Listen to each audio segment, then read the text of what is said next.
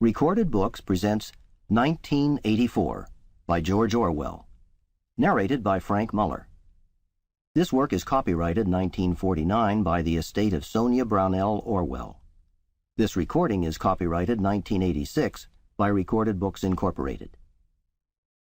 George Orwell wrote 1984 in 1948, and by reversing the last two digits of that year, arrived at the year in which to set his nightmare vision of a world run by the totalitarian state. Orwell was of a generation of socialists who had believed in the Russian Revolution, and had gone to fight for socialism in the Spanish Civil War, and was, like others, vastly disillusioned when word of Stalin's barbarity began to leak to the West. Though 1984 is a denunciation of Stalinism and of Stalin's treatment of truth, that by controlling men's minds the party controls the truth, it is also a warning to the rest of the world that it is possible to dehumanize man completely and yet for life to go on. In a society that builds machines which act like men and creates men who act like machines, it is possible that you, too, may come to love Big Brother. And now, 1984. 1. It was a bright, cold day in April, and the clocks were striking 13. Winston Smith, his chin nuzzled into his breast in an effort to escape the vile wind, slipped quickly through the glass doors of Victory Mansions, though not quickly enough to prevent a swirl of gritty dust from entering along with him. The hallway smelt of boiled cabbage and old rag mats. At one end of it a coloured poster, too large for indoor display, had been tacked to the wall. It depicted simply an enormous face, more than a metre wide, the face of a man of about 45, with a heavy black moustache and ruggedly handsome features. Winston made for the stairs. It was no use trying the lift. Even at the best of times it was seldom working, and at present the electric current was cut off during daylight hours. It was part of the economy drive, in preparation for Hate Week. The flat was 7 flights up, and Winston, who was 39 and had a varicose ulcer above his right ankle, went slowly, resting several times on the way. On each landing opposite the lift shaft, the poster with the enormous face gazed from the wall. It was one of those pictures which are so contrived that the eyes follow you about when you move. "Big Brother is watching you," the caption beneath it ran. Inside the flat a fruity voice was reading out a list of figures which had something to do with the production of pig iron. The voice came from an oblong metal plaque like a dulled mirror which formed part of the surface of the right-hand wall. Winston turned a switch and the voice sank somewhat, though the words were still distinguishable. The instrument, the telescreen it was called, could be dimmed, but there was no way of shutting it off completely. He moved over to the window, a smallish, frail figure, the meagreness of his body merely emphasized by the blue overalls which were the uniform of the party. His hair was very fair, his face naturally sanguine, his skin roughened by coarse soap and blunt razor blades and the cold of the winter that had just ended. Outside, even through the shut window pane, the world looked cold. Down in the street little eddies of wind were whirling dust and torn paper into spirals, and though the sun was shining and the sky a harsh blue, there seemed to be no colour in anything except the posters that were plastered everywhere. The black mustachioed face gazed down from every commanding corner. There was one on the house front immediately opposite.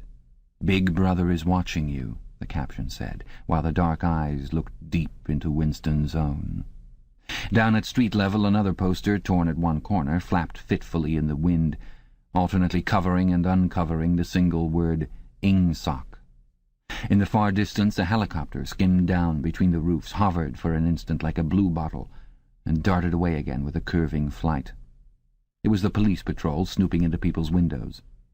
The patrols did not matter, however. Only the thought police mattered.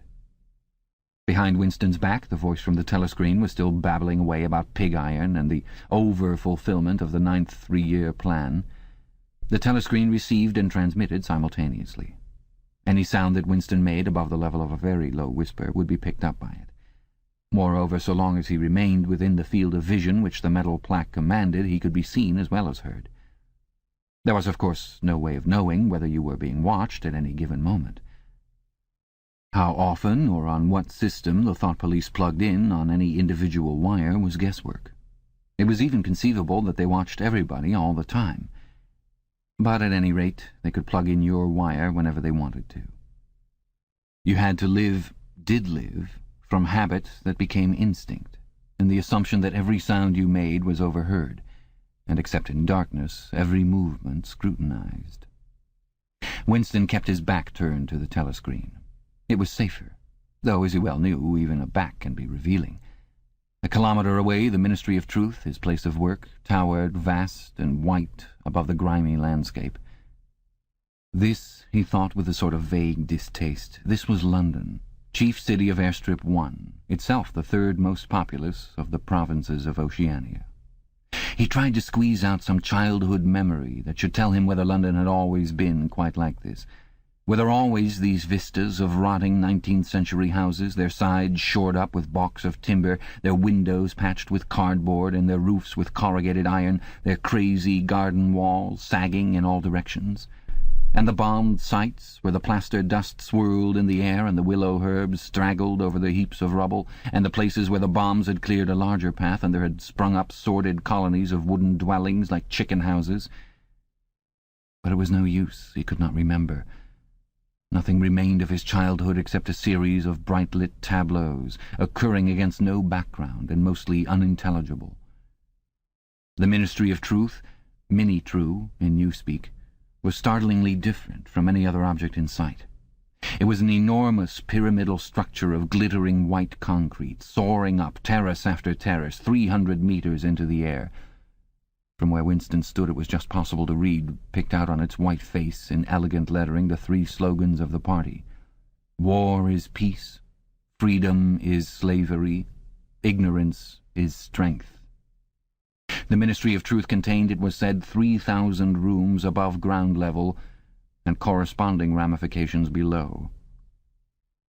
Scattered about London there were just 3 other buildings of similar appearance and size. So completely did they dwarf the surrounding architecture that from the roof of Victory Mansions you could see all 4 of them simultaneously.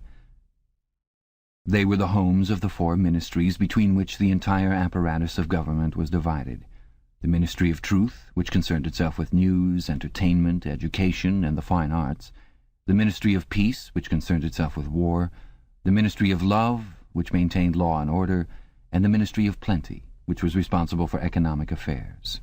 Their names in Newspeak: Mini-True, Mini-Pax, Mini-Love, and Mini-Plenty. The Ministry of Love was the really frightening one. There were no windows in it at all. Winston had never been inside the Ministry of Love, nor within half a kilometre of it. It was a place impossible to enter except on official business, and then only by penetrating through a maze of barbed wire entanglements, steel doors, and hidden machine-gun nests. Even the streets leading up to its outer barriers were roamed by gorilla-faced guards in black uniforms, armed with jointed truncheons. Winston turned round abruptly. He had set his features into the expression of quiet optimism which it was advisable to wear when facing the telescreen. He crossed the room into the tiny kitchen. By leaving the ministry at this time of day he had sacrificed his lunch in the canteen, and he was aware that there was no food in the kitchen except a hunk of dark-coloured bread which had got to be saved for tomorrow's breakfast. He took down from the shelf a bottle of colourless liquid with a plain white label marked Victory Gin. It gave off a sickly, oily smell, as of Chinese rice spirit. Winston poured out nearly a teacupful, nerved himself for a shock, and gulped it down like a dose of medicine. Instantly his face turned scarlet and the water ran out of his eyes. The stuff was like nitric acid, and moreover, in swallowing it, one had the sensation of being hit on the back of the head with a rubber club. The next moment, however, the burning in his belly died down, and the world began to look more cheerful. He took a cigarette from a crumpled packet marked Victory Cigarettes and incautiously held it upright, whereupon the tobacco fell out onto the floor. With the next he was more successful. He went back to the living room and sat down at a small table that stood to the left of the telescreen. From the table drawer he took out a pen-holder, a bottle of ink, and a thick quarto-sized blank book with a red back and a marbled cover. For some reason the telescreen in the living room was in an unusual position. Instead of being placed, as was normal, in the end wall, where it could command the whole room, it was in the longer wall, opposite the window, To one side of it there was a shallow alcove in which Winston was now sitting, and which, when the flats were built, had probably been intended to hold bookshelves. By sitting in the alcove and keeping well back, Winston was able to remain outside the range of the telescreen, so far as sight went. He could be heard, of course, but so long as he stayed in his present position he could not be seen. It was partly the unusual geography of the room that had suggested to him the thing that he was now about to do. But it had also been suggested by the book that he had just taken out of the drawer. It was a peculiarly beautiful book. Its smooth, creamy paper, a little yellowed by age, was of a kind that had not been manufactured for at least 40 years past.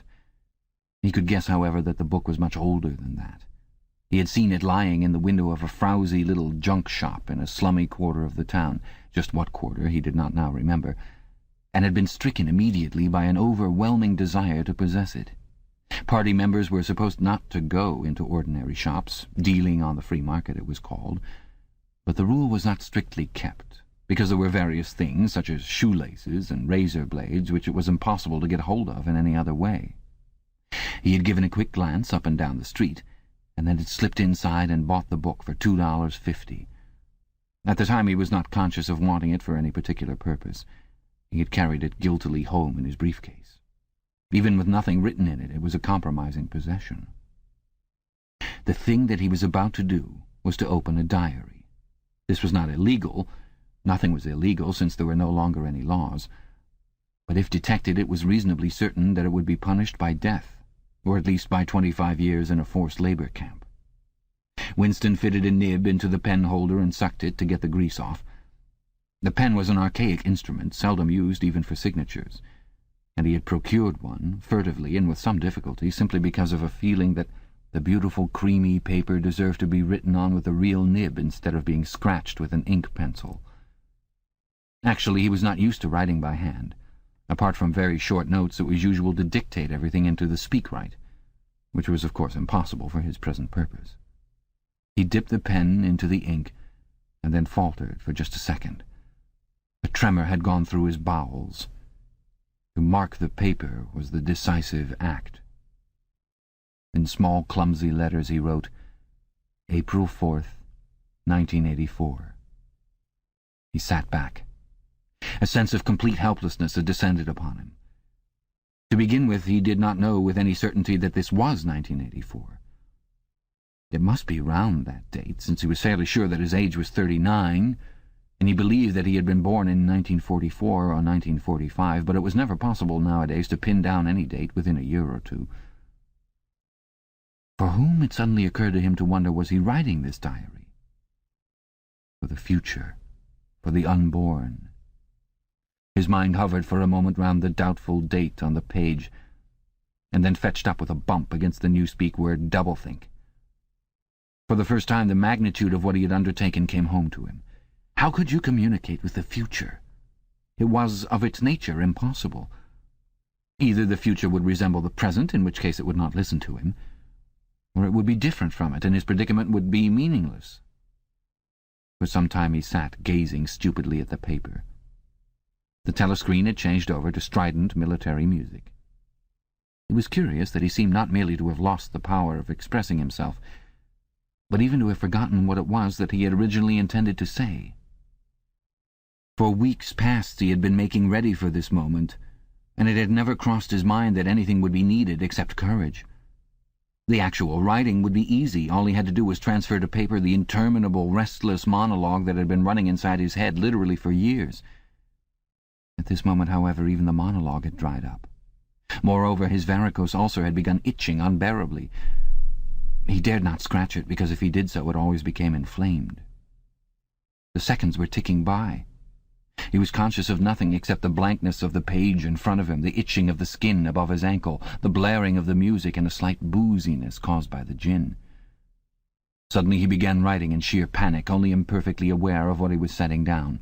His small but childish handwriting straggled up and down the page, shedding first its capital letters and then finally even its full stops. April 4th, 1984. Last night to the flicks. All war films.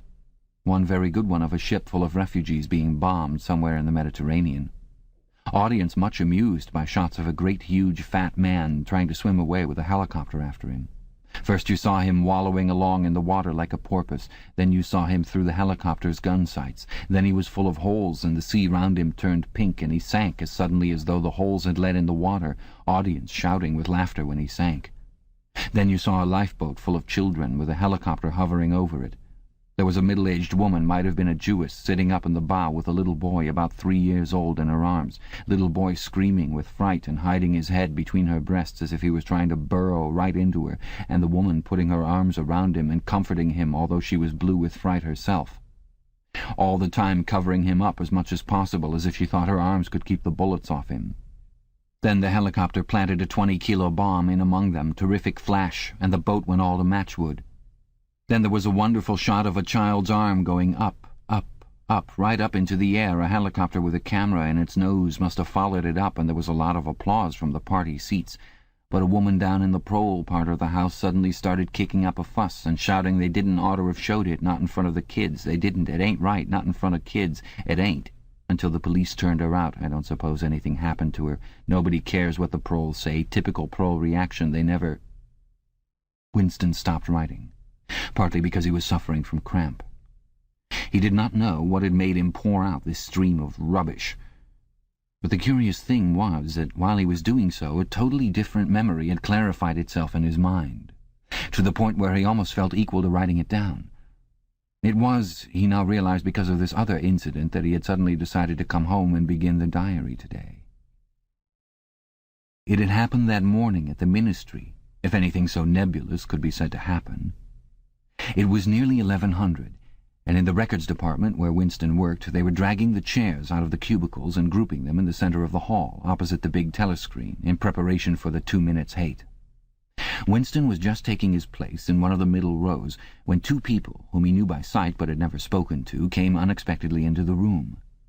One of them was a girl whom he often passed in the corridors. He did not know her name, but he knew that she worked in the fiction department. Presumably, since he had sometimes seen her with oily hands and carrying a spanner, she had some mechanical job on one of the novel-writing machines. She was a bold-looking girl of about 27, with thick dark hair, a freckled face, and swift, athletic movements. A narrow scarlet sash, emblem of the Junior Anti-Sex League, was wound several times around the waist of her overalls, just tightly enough to bring out the shapeliness of her hips. Winston had disliked her from the very first moment of seeing her. He knew the reason. It was because of the atmosphere of hockey fields and cold baths and community hikes and general clean-mindedness which she managed to carry about with her. He disliked nearly all women, and especially the young and pretty ones. It was always the women, and above all the young ones, who were the most bigoted adherents of the party, the swallowers of slogans, the amateur spies and nosers out of unorthodoxy. But this particular girl gave him the impression of being more dangerous than most. Once, when they passed in the corridor, she had given him a quick, sidelong glance, which seemed to pierce right into him, and for a moment had filled him with black terror. The idea had even crossed his mind that she might be an agent of the thought police. That, it was true, was very unlikely. Still, he continued to feel a peculiar uneasiness, which had fear mixed up in it as well as hostility, whenever she was anywhere near him. The other person was a man named O'Brien, a member of the inner party and holder of some post so important and remote that Winston had only a dim idea of its nature.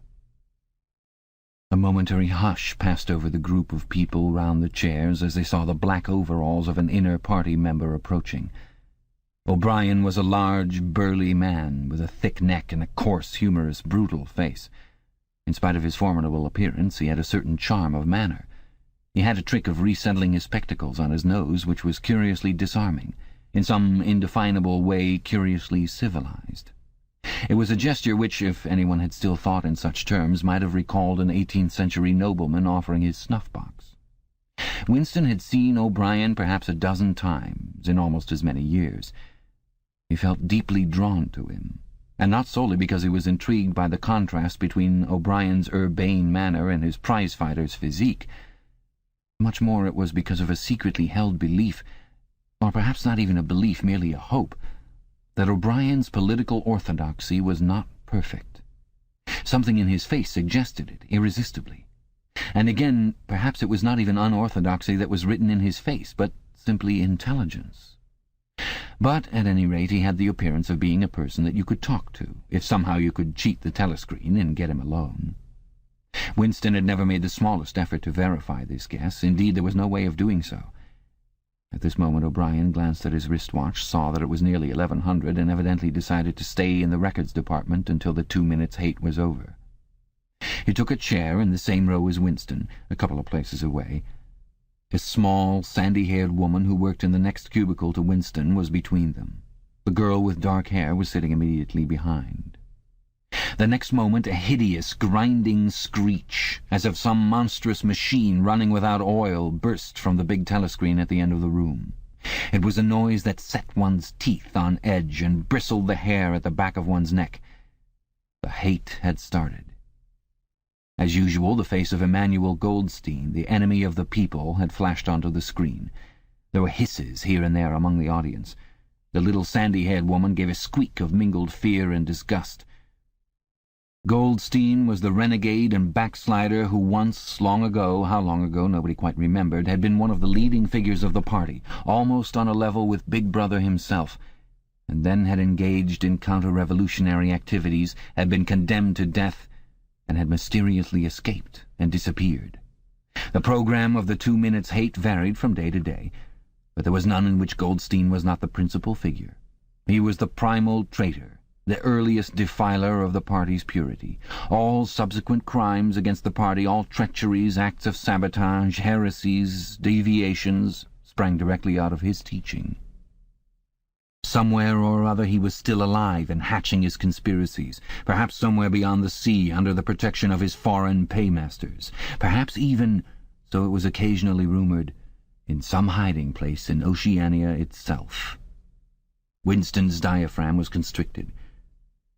He could never see the face of Goldstein without a painful mixture of emotions. It was a lean Jewish face with a great fuzzy aureole of white hair and a small goatee beard, a clever face, and yet somehow inherently despicable, with a kind of senile silliness in the long, thin nose, near the end of which a pair of spectacles was perched. It resembled the face of a sheep, and the voice, too, had a sheep-like quality. Goldstein was delivering his usual venomous attack upon the doctrines of the party, an attack so exaggerated and perverse that a child should have been able to see through it, and yet just plausible enough to fill one with an alarmed feeling that other people, less level-headed than oneself, might be taken in by it. He was abusing Big Brother, he was denouncing the dictatorship of the party, he was demanding the immediate conclusion of peace with Eurasia, he was advocating freedom of speech, freedom of the press, freedom of assembly, freedom of thought, he was crying hysterically that the revolution had been betrayed, and all this in rapid polysyllabic speech which was a sort of parody of the habitual style of the orators of the party, and even contained Newspeak words, more Newspeak words indeed than any party member would normally use in real life.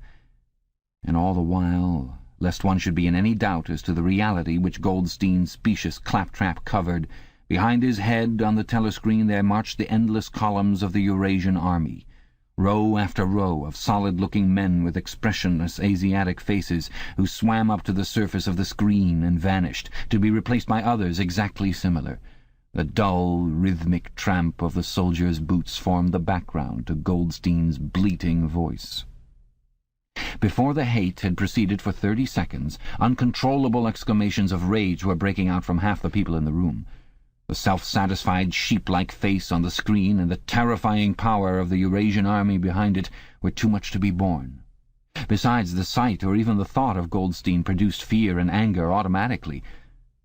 He was an object of hatred more constant than either Eurasia or Eastasia, since when Oceania was at war with one of these powers it was generally at peace with the other. But what was strange was that although Goldstein was hated and despised by everybody, although every day and 1,000 times a day on platforms, on the telescreen, in newspapers and books, his theories were refuted, smashed, ridiculed, held up to the general gaze for the pitiful rubbish that they were, in spite of all of this, his influence never seemed to grow less. Always there were fresh dupes waiting to be seduced by him. A day never passed when spies and saboteurs acting under his directions were not unmasked by the thought police. He was the commander of a vast, shadowy army, an underground network of conspirators dedicated to the overthrow of the state. The Brotherhood, its name was supposed to be.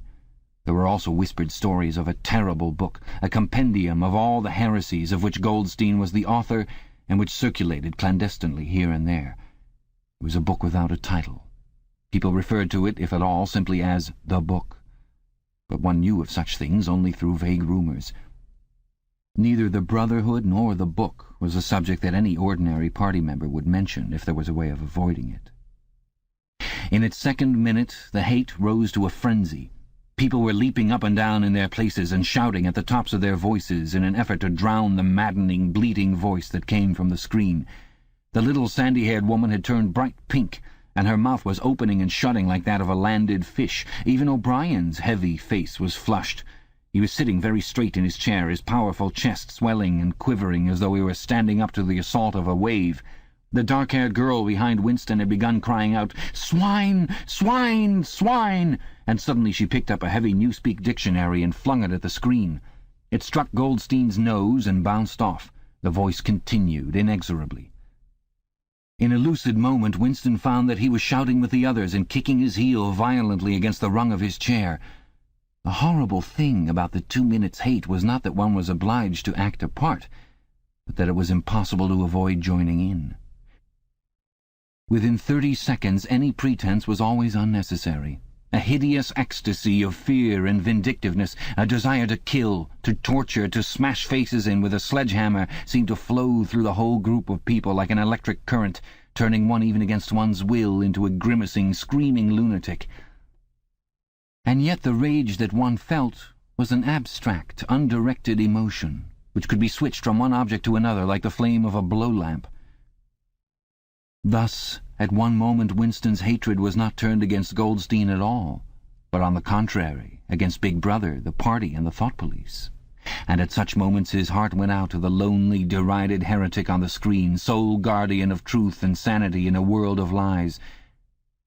And yet the very next instant he was at one with the people about him, and all that was said of Goldstein seemed to him to be true.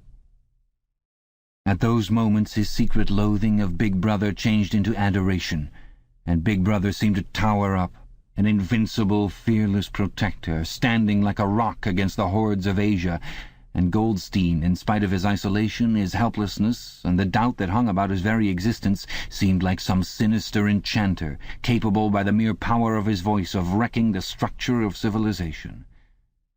It was even possible at moments to switch one's hatred this way or that by a voluntary act. Suddenly, by the sort of violent effort with which one wrenches one's head away from the pillow in a nightmare, Winston succeeded in transferring his hatred from the face on the screen to the dark-haired girl behind him. Vivid, beautiful hallucinations flashed through his mind. He would flog her to death with a rubber truncheon. He would tie her naked to a stake and shoot her full of arrows like St. Sebastian. He would ravish her and cut her throat at the moment of climax. Better than before, moreover, he realized why it was that he hated her.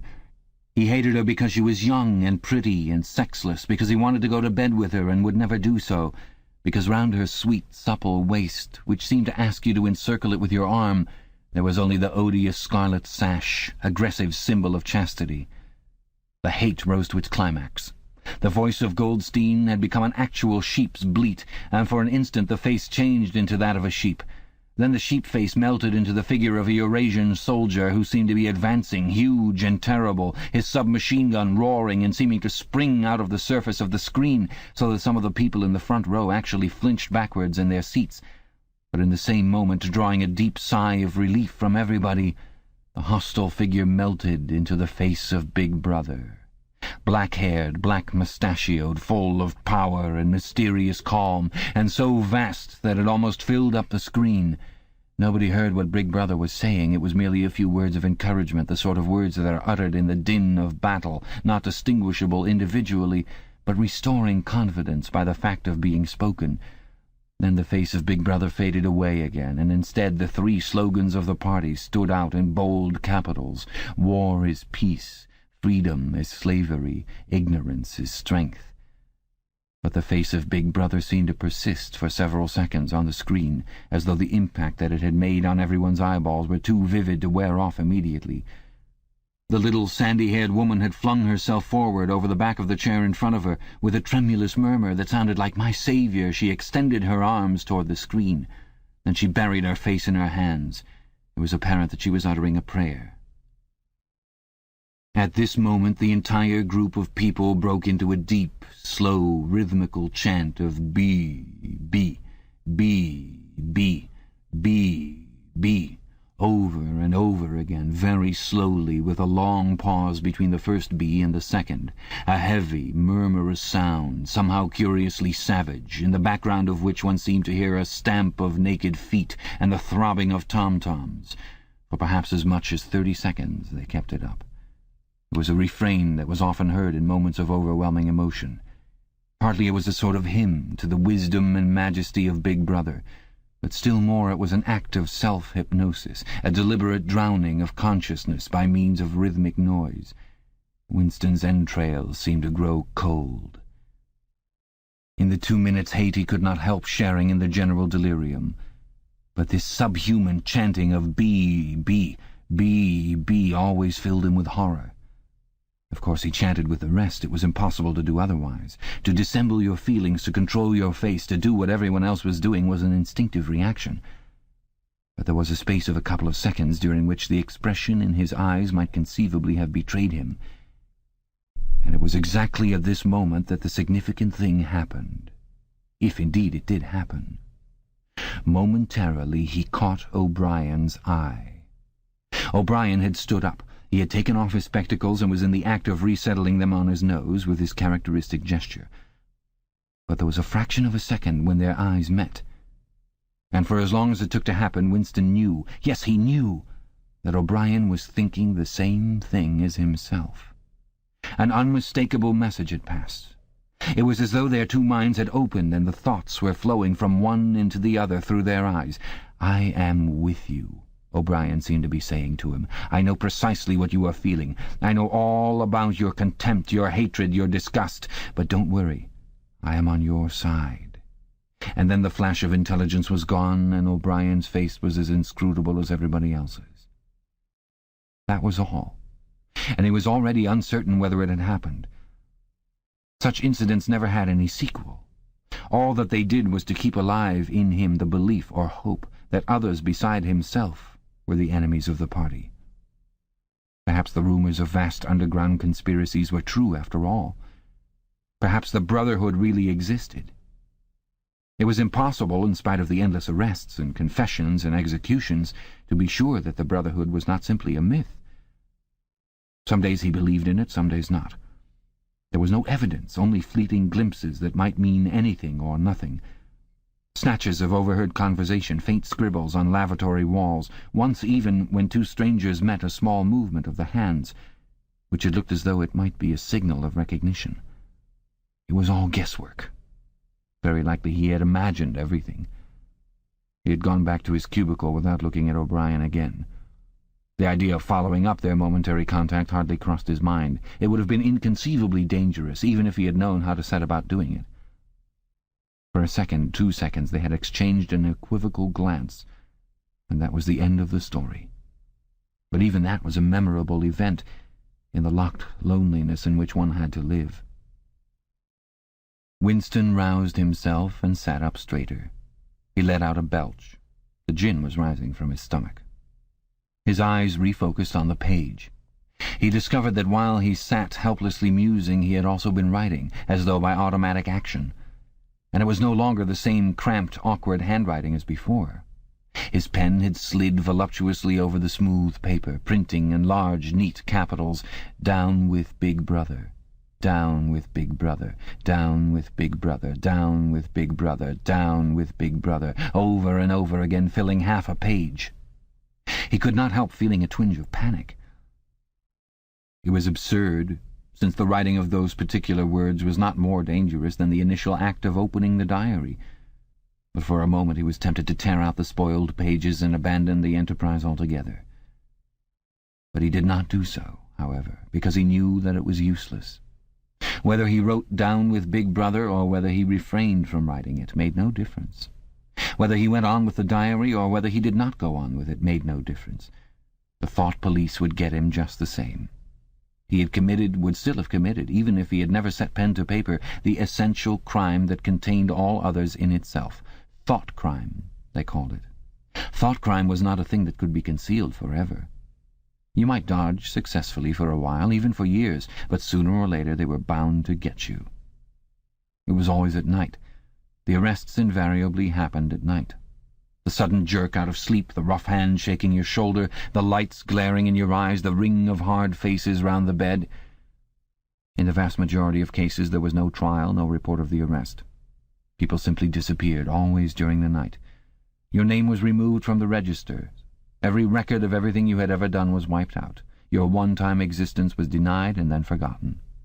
You were abolished, annihilated, vaporized was the usual word.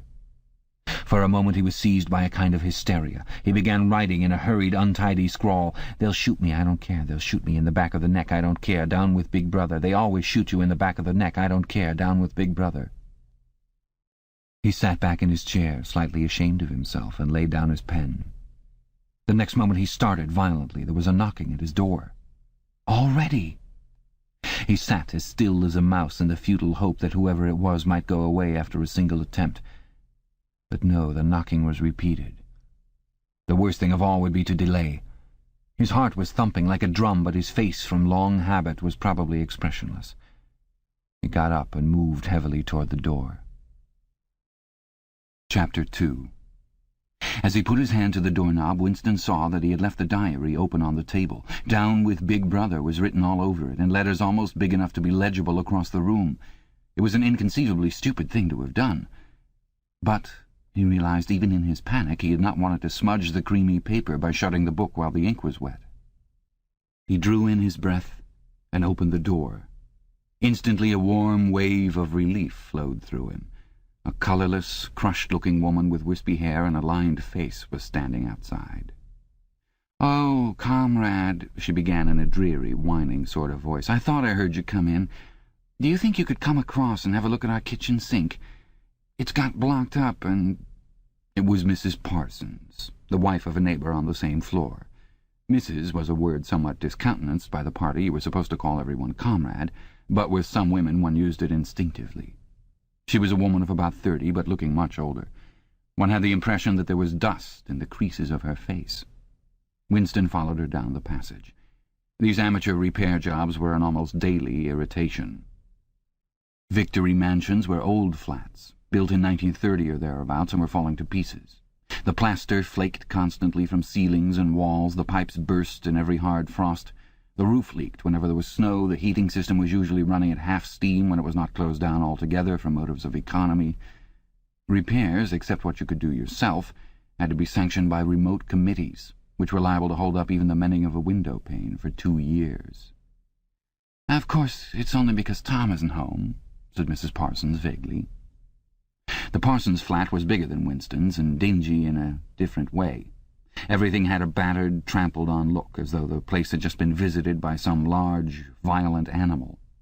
Games impedimenta, hockey sticks, boxing gloves, a burst football, a pair of sweaty shorts turned inside out lay all over the floor, and on the table there was a litter of dirty dishes and dog-eared exercise books.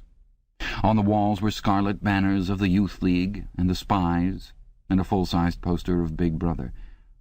There was the usual boiled cabbage smell, common to the whole building, but it was shot through by a sharper reek of sweat, which, one knew this at the first sniff, though it was hard to say how, was the sweat of some person not present at the moment. In another room, someone with a comb and a piece of toilet paper was trying to keep tune with the military music, which was still issuing from the telescreen. "It's the children," said Mrs. Parsons, casting a half-apprehensive glance at the door. "They haven't been out today. And, of course—" She had a habit of breaking off her sentences in the middle. The kitchen sink was full nearly to the brim with filthy, greenish water which smelt worse than ever of cabbage. Winston knelt down and examined the angle joint of the pipe. He hated using his hands, and he hated bending down, which was always liable to start him coughing. Mrs. Parsons looked on helplessly. "Of course, if Tom was home, he'd put it right in a moment," she said. "He loves anything like that. He's ever so good with his hands, Tom is." Parsons was Winston's fellow employee at the Ministry of Truth. He was a fattish but active man of paralyzing stupidity. A mass of imbecile enthusiasms, one of those completely unquestioning, devoted drudges on whom, more even than on the thought police, the stability of the party depended. At 35 he had just been unwillingly evicted from the Youth League, and before graduating into the Youth League he had managed to stay on in the Spies for a year beyond the statutory age. At the Ministry he was employed in some subordinate post for which intelligence was not required, but on the other hand he was a leading figure on the Sports Committee and all the other committees engaged in organizing community hikes, spontaneous demonstrations, saving campaigns, and voluntary activities generally. He would inform you with quiet pride, between whiffs of his pipe, that he had put in an appearance at the community centre every evening for the past 4 years.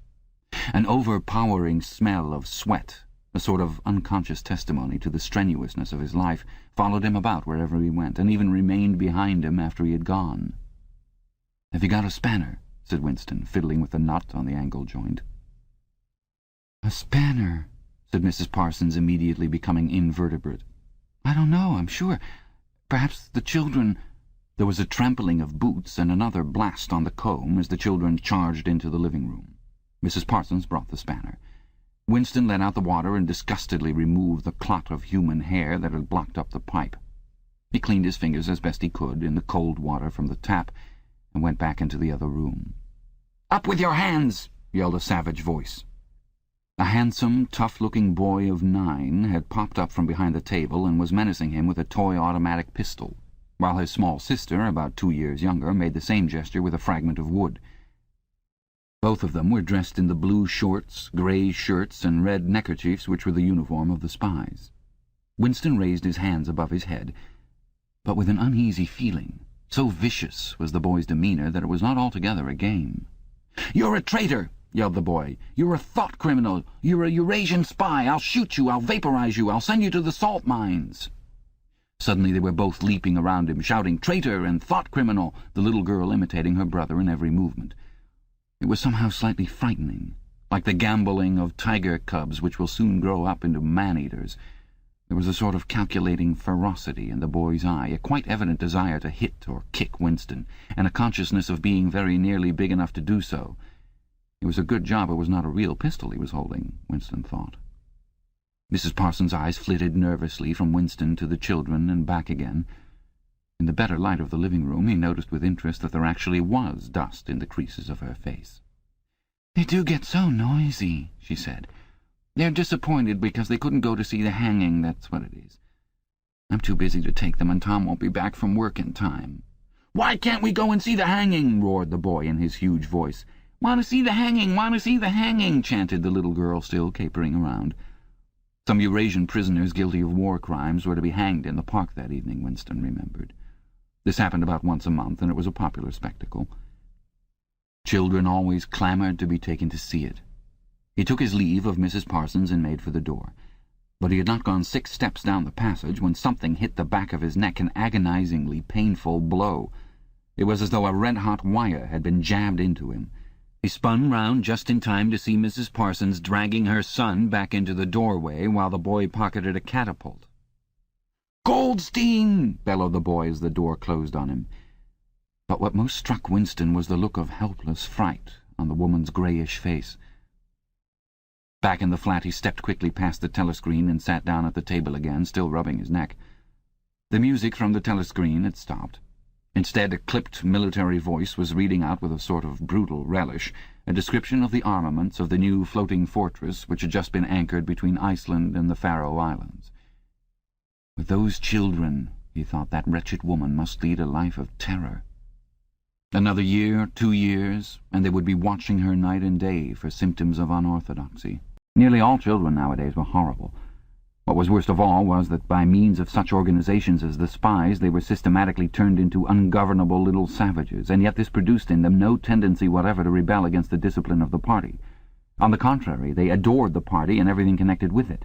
The songs, the processions, the banners, the hiking, the drilling with dummy rifles, the yelling of slogans, the worship of Big Brother. It was all a sort of glorious game to them. All their ferocity was turned outwards, against the enemies of the state, against foreigners, traitors, saboteurs, thought criminals. It was almost normal for people over 30 to be frightened of their own children, and with good reason, for hardly a week passed in which the Times did not carry a paragraph describing how some eavesdropping little sneak child hero, was the phrase generally used, had overheard some compromising remark and denounced his parents to the thought police. The sting of the catapult bullet had worn off. He picked up his pen half-heartedly, wondering whether he could find something more to write in the diary. Suddenly he began thinking of O'Brien again. Years ago, how long was it? 7 years, it must be. He had dreamed that he was walking through a pitch-dark room, and someone sitting to one side of him had said as he passed, "We shall meet in the place where there is no darkness." It was said very quietly, almost casually, a statement, not a command. He had walked on without pausing. What was curious was that at the time in the dream the words had not made much impression on him. It was only later and by degrees that they had seemed to take on significance. He could not now remember whether it was before or after having the dream that he had seen O'Brien for the first time, nor could he remember when he had first identified the voice as O'Brien's. But at any rate the identification existed. It was O'Brien who had spoken to him out of the dark. Winston had never been able to feel sure, even after this morning's flash of the eyes. It was still impossible to be sure whether O'Brien was a friend or an enemy. Nor did it even seem to matter greatly. There was a link of understanding between them, more important than affection or partisanship. "We shall meet in the place where there is no darkness," he had said. Winston did not know what it meant, only that in some way or another it would come true. The voice from the telescreen paused. A trumpet call, clear and beautiful, floated into the stagnant air. The voice continued raspingly. "Attention! Your attention, please. A news flash has this moment arrived from the Malabar front.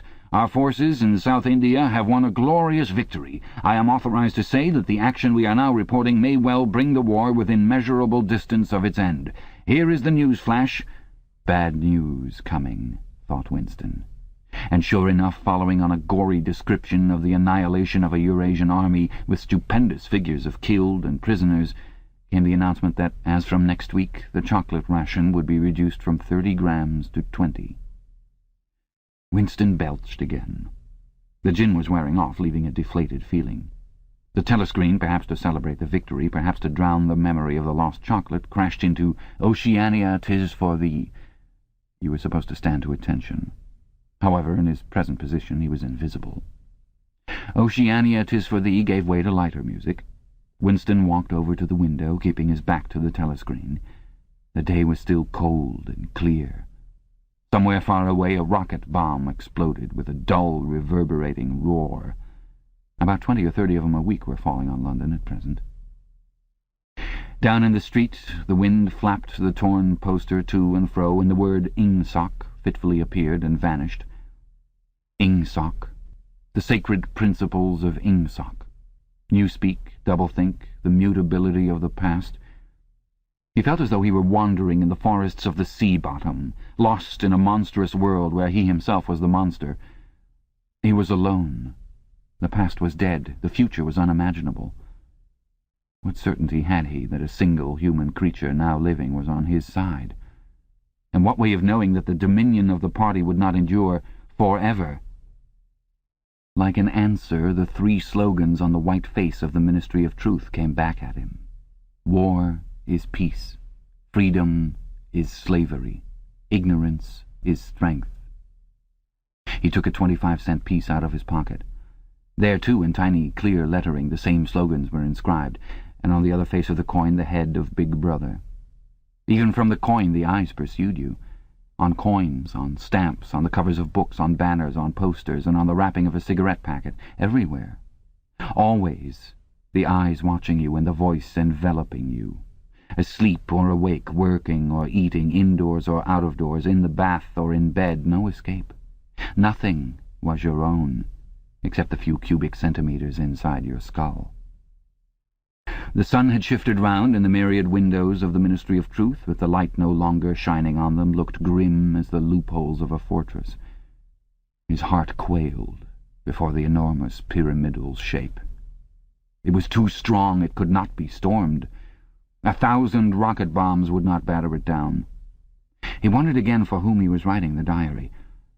For the future, for the past, for an age that might be imaginary, and in front of him there lay not death, but annihilation. The diary would be reduced to ashes, and himself to vapour.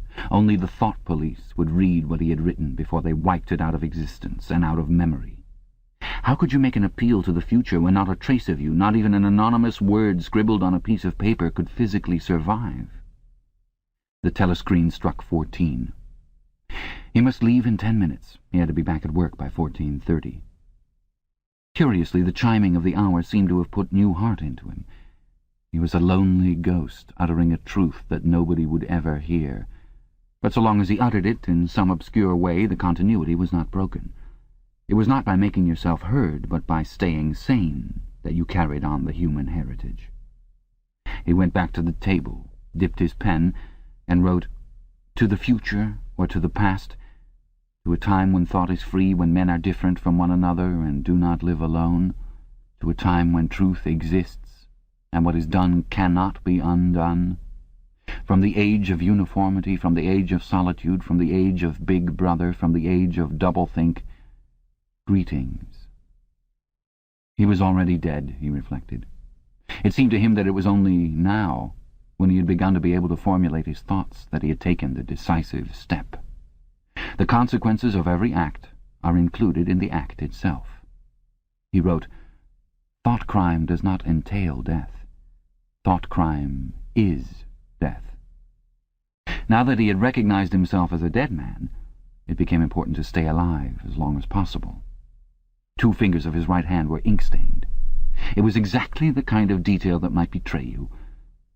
Some nosing zealot in the ministry, a woman probably, someone like the little sandy-haired woman or the dark-haired girl from the fiction department, might start wondering why he had been writing during the lunch interval, why he had used an old-fashioned pen, what he had been writing, and then drop a hint in the appropriate quarter.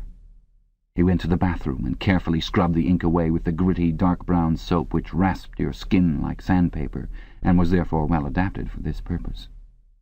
He put the diary away in the drawer. It was quite useless to think of hiding it, but he could at least make sure whether or not its existence had been discovered. A hair laid across the page ends was too obvious. With the tip of his finger he picked up an identifiable grain of whitish dust and deposited it on the corner of the cover, where it was bound to be shaken off if the book was moved. Chapter 3. Winston was dreaming of his mother. He must, he thought, have been 10 or 11 years old when his mother had disappeared. She was a tall, statuesque, rather silent woman with slow movements and magnificent fair hair. His father he remembered more vaguely as dark and thin, dressed always in neat dark clothes. Winston remembered especially the very thin soles of his father's shoes, and wearing spectacles. The 2 of them must evidently have been swallowed up in one of the first great purges of the 50s. At that moment his mother was sitting in some place deep down beneath him, with his young sister in her arms. He did not remember his sister at all, except as a tiny, feeble baby, always silent, with large, watchful eyes. Both of them were looking up at him. They were down in some subterranean place, the bottom of a well, for instance, or a very deep grave. But it was a place which, already far below him, was itself moving downwards. They were in the saloon of a sinking ship, looking up at him through the darkening water. There was still air in the saloon, they could still see him and he them, but all the while they were sinking down, down into the green waters which in another moment must hide them from sight forever. He was out in the light and air while they were being sucked down to death, and they were down there because he was up here. He knew it, and they knew it, and he could see the knowledge in their faces. There was no reproach, either in their faces or in their hearts, only the knowledge that they must die in order that he might remain alive, and that this was part of the unavoidable order of things. He could not remember what had happened, but he knew in his dream that in some way the lives of his mother and his sister had been sacrificed to his own. It was one of those dreams which, while retaining the characteristic dream scenery, are a continuation of one's intellectual life, and in which one becomes aware of facts and ideas which still seem new and valuable after one is awake. The thing that now suddenly struck Winston was that his mother's death, nearly 30 years ago, had been tragic and sorrowful in a way that was no longer possible. Tragedy, he perceived, belonged to the ancient time, to a time when there was still privacy, love, and friendship, and when the members of a family stood by one another without needing to know the reason. His mother's memory tore at his heart because she had died loving him when he was too young and selfish to love her in return, and because somehow, he did not remember how, she had sacrificed herself to a conception of loyalty that was private and unalterable. Such things, he saw, could not happen today. Today there were fear, hatred, and pain, but no dignity of emotion or deep or complex sorrows. All this he seemed to see in the large eyes of his mother and his sister, looking up at him through the green water, hundreds of fathoms down and still sinking. Suddenly he was standing on short, springy turf, on a summer evening when the slanting rays of the sun gilded the ground. The landscape that he was looking at recurred so often in his dreams that he was never fully certain whether or not he had seen it in the real world. In his waking thoughts he called it the Golden Country. It was an old, rabbit-bitten pasture, with a foot-track wandering across it, and a mole-hole here and there. In the ragged hedge on the opposite side of the field the boughs of the elm trees were swaying very faintly in the breeze, their leaves just stirring in dense masses like woman's hair. Somewhere near at hand, though out of sight, there was a clear, slow-moving stream, where dace were swimming in the pools under the willow trees. The girl with dark hair was coming toward him across the field. With what seemed a single movement she tore off her clothes and flung them disdainfully aside. Her body was white and smooth, but it aroused no desire in him. Indeed, he barely looked at it. What overwhelmed him in that instant was admiration for the gesture with which she had thrown her clothes aside.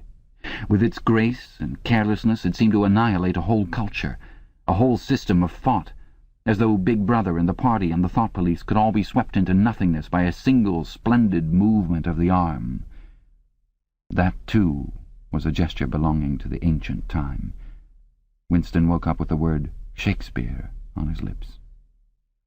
The telescreen was giving forth an ear-splitting whistle, which continued on the same note for 30 seconds.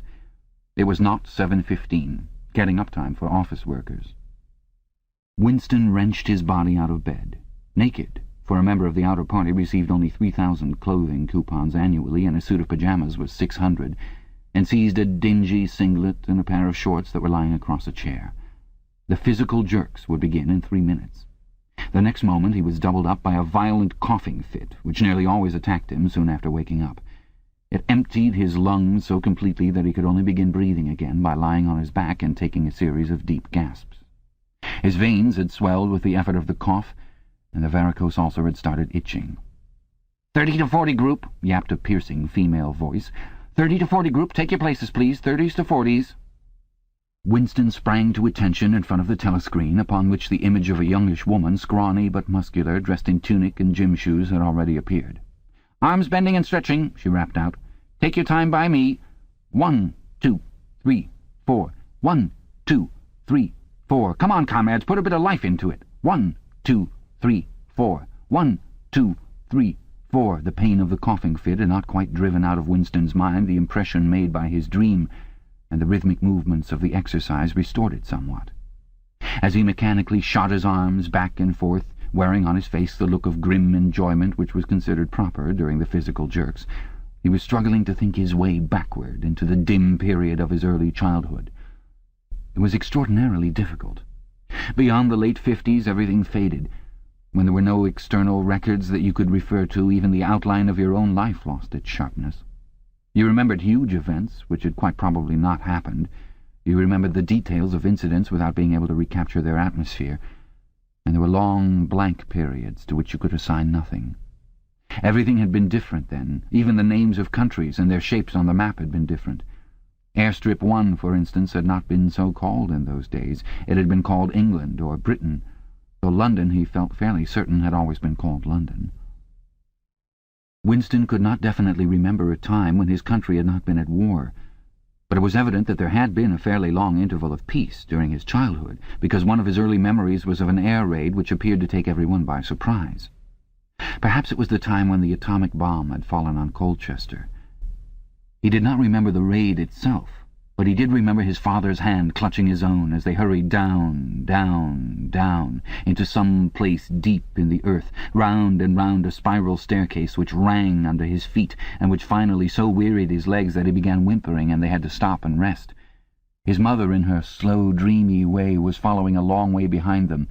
She was carrying his baby sister. Or perhaps it was only a bundle of blankets that she was carrying. He was not certain whether his sister had been born then. Finally they had emerged into a noisy, crowded place which he had realized to be a tube station. There were people sitting all over the stone-flagged floor, and other people, packed tightly together, were sitting on metal bunks, one above the other.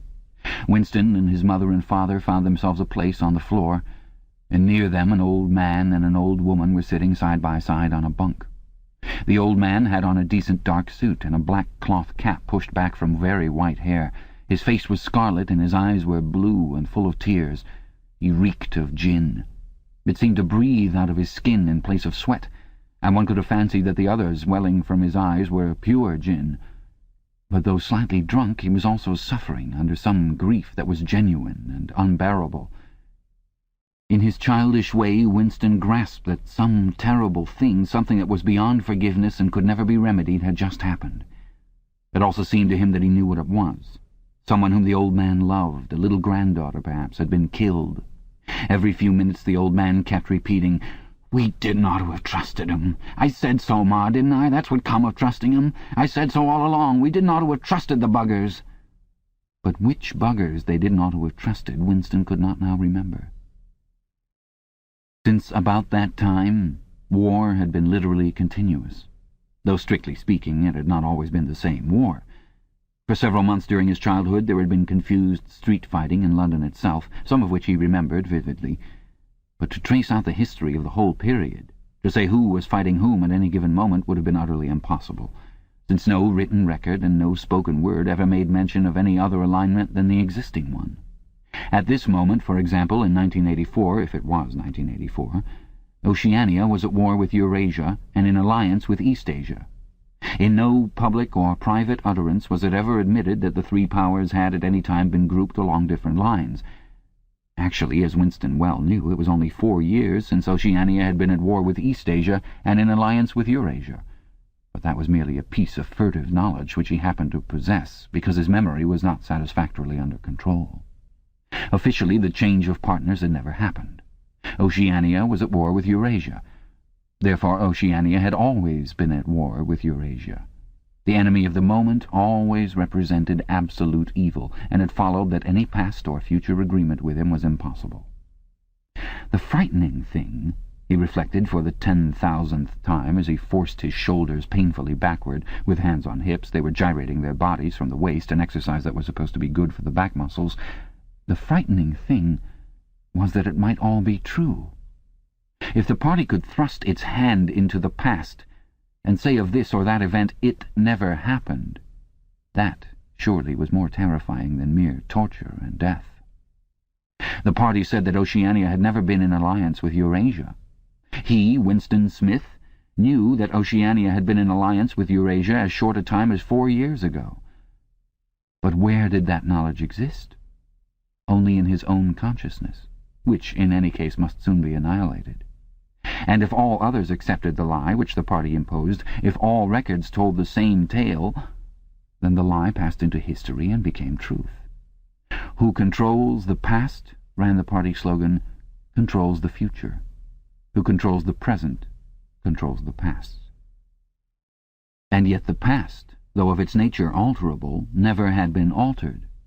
Whatever was true now was true from everlasting to everlasting. It was quite simple. All that was needed was an unending series of victories over your own memory. Reality control, they called it. In Newspeak, doublethink. "Stand easy," barked the instructress a little more genially. Winston sank his arms to his sides and slowly refilled his lungs with air. His mind slid away into the labyrinthine world of doublethink. To know and not to know, to be conscious of complete truthfulness while telling carefully constructed lies, to hold simultaneously two opinions which cancelled out, knowing them to be contradictory and believing in both of them, to use logic against logic, to repudiate morality while laying claim to it, to believe that democracy was impossible and that the party was the guardian of democracy, to forget whatever it was necessary to forget, then to draw it back into memory again at the moment when it was needed, and then promptly to forget it again, and above all to apply the same process to the process itself. That was the ultimate subtlety. Consciously to induce unconsciousness, and then once again to become unconscious of the act of hypnosis you had just performed. Even to understand the word doublethink involved the use of doublethink. The instructors had called them to attention again. "And now let's see which one of us can touch our toes," she said enthusiastically. "Right over from the hips, please, comrades. 1, 2. 1, 2. Winston loathed this exercise, which sent shooting pains all the way from his heels to his buttocks and often ended by bringing on another coughing fit. The half-pleasant quality went out of his meditations. The past, he reflected, had not merely been altered. It had been actually destroyed. For how could you establish even the most obvious fact when there existed no record outside your own memory? He tried to remember in what year he had first heard mention of Big Brother. He thought it must have been at some time in the 60s, but it was impossible to be certain. In the party histories, of course, Big Brother figured as the leader and guardian of the revolution since its very earliest days. His exploits had been gradually pushed backwards in time until already they extended into the fabulous world of the 40s and the 30s, when the capitalists in their strange cylindrical hats still rode through the streets of London in great gleaming motor cars or horse carriages with glass sides. There was no knowing how much of this legend was true and how much invented. Winston could not even remember at what date the party itself had come into existence. He did not believe he had ever heard the word Ingsoc before 1960, but it was possible that in its old-speak form, English Socialism, that is to say, it had been current earlier. Everything melted into mist. Sometimes, indeed, you could put your finger on a definite lie. It was not true, for example, as was claimed in the party history books, that the party had invented airplanes. He remembered airplanes since his earliest childhood, but you could prove nothing. There was never any evidence. Just once in his whole life he had held in his hands unmistakable documentary proof of the falsification of a historical fact. And on that occasion, "Smith!" screamed the shrewish voice from the telescreen. 6079 Smith W. Yes, you! Bend lower, please. You can do better than that. You're not trying. Lower, please. That's better, comrade. Now stand at ease, the whole squad, and watch me. A sudden hot sweat had broken out all over Winston's body. His face remained completely inscrutable. Never show dismay. Never show resentment. A single flicker of the eyes could give you away. He stood watching while the instructress raised her arms above her head and, one could not say gracefully, but with remarkable neatness and efficiency, bent over and tucked the first joint of her fingers under her toes. "There, comrades. That's how I want to see you doing it. Watch me again. I'm 39 and I've had 4 children. Now look." She bent over again. "You see, my knees aren't bent. You can all do it if you want to," she added as she straightened herself up. "Anyone under 45 is perfectly capable of touching his toes. We don't all have the privilege of fighting in the front line, but at least we can all keep fit. Remember our boys on the Malabar front and the sailors in the floating fortresses. Just think what they have to put up with. Now try again. That's better, comrade, that's much better," she added encouragingly as Winston, with a violent lunge, succeeded in touching his toes with knees unbent for the first time in several years. Chapter 4. With the deep, unconscious sigh which not even the nearness of the telescreen could prevent him from uttering when his day's work started, Winston pulled the speakwrite toward him, blew the dust from its mouthpiece, and put on his spectacles. Then he unrolled and clipped together 4 small cylinders of paper, which had already flopped out of the pneumatic tube on the right-hand side of his desk. In the walls of the cubicle there were 3 orifices. To the right of the speakwrite, a small pneumatic tube for written messages. To the left, a larger one for newspapers.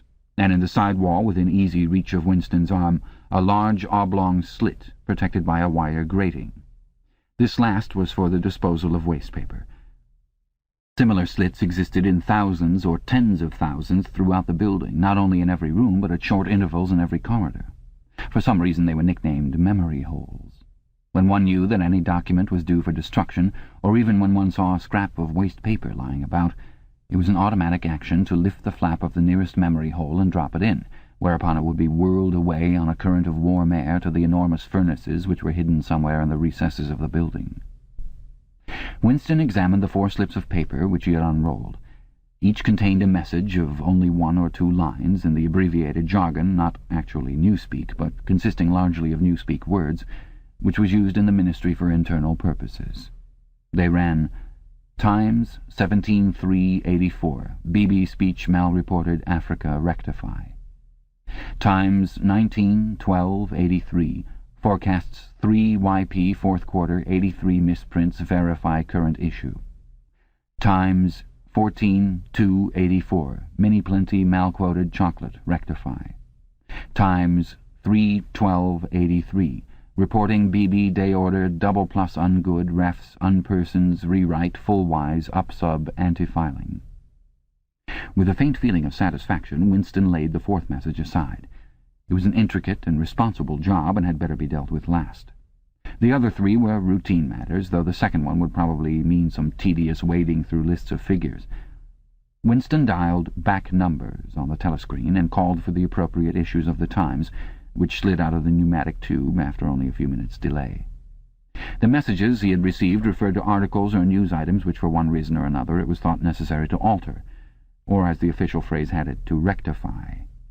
For example, it appeared from the Times of the 17th of March that Big Brother, in his speech of the previous day, had predicted that the South Indian front would remain quiet, but that a Eurasian offensive would shortly be launched in North Africa.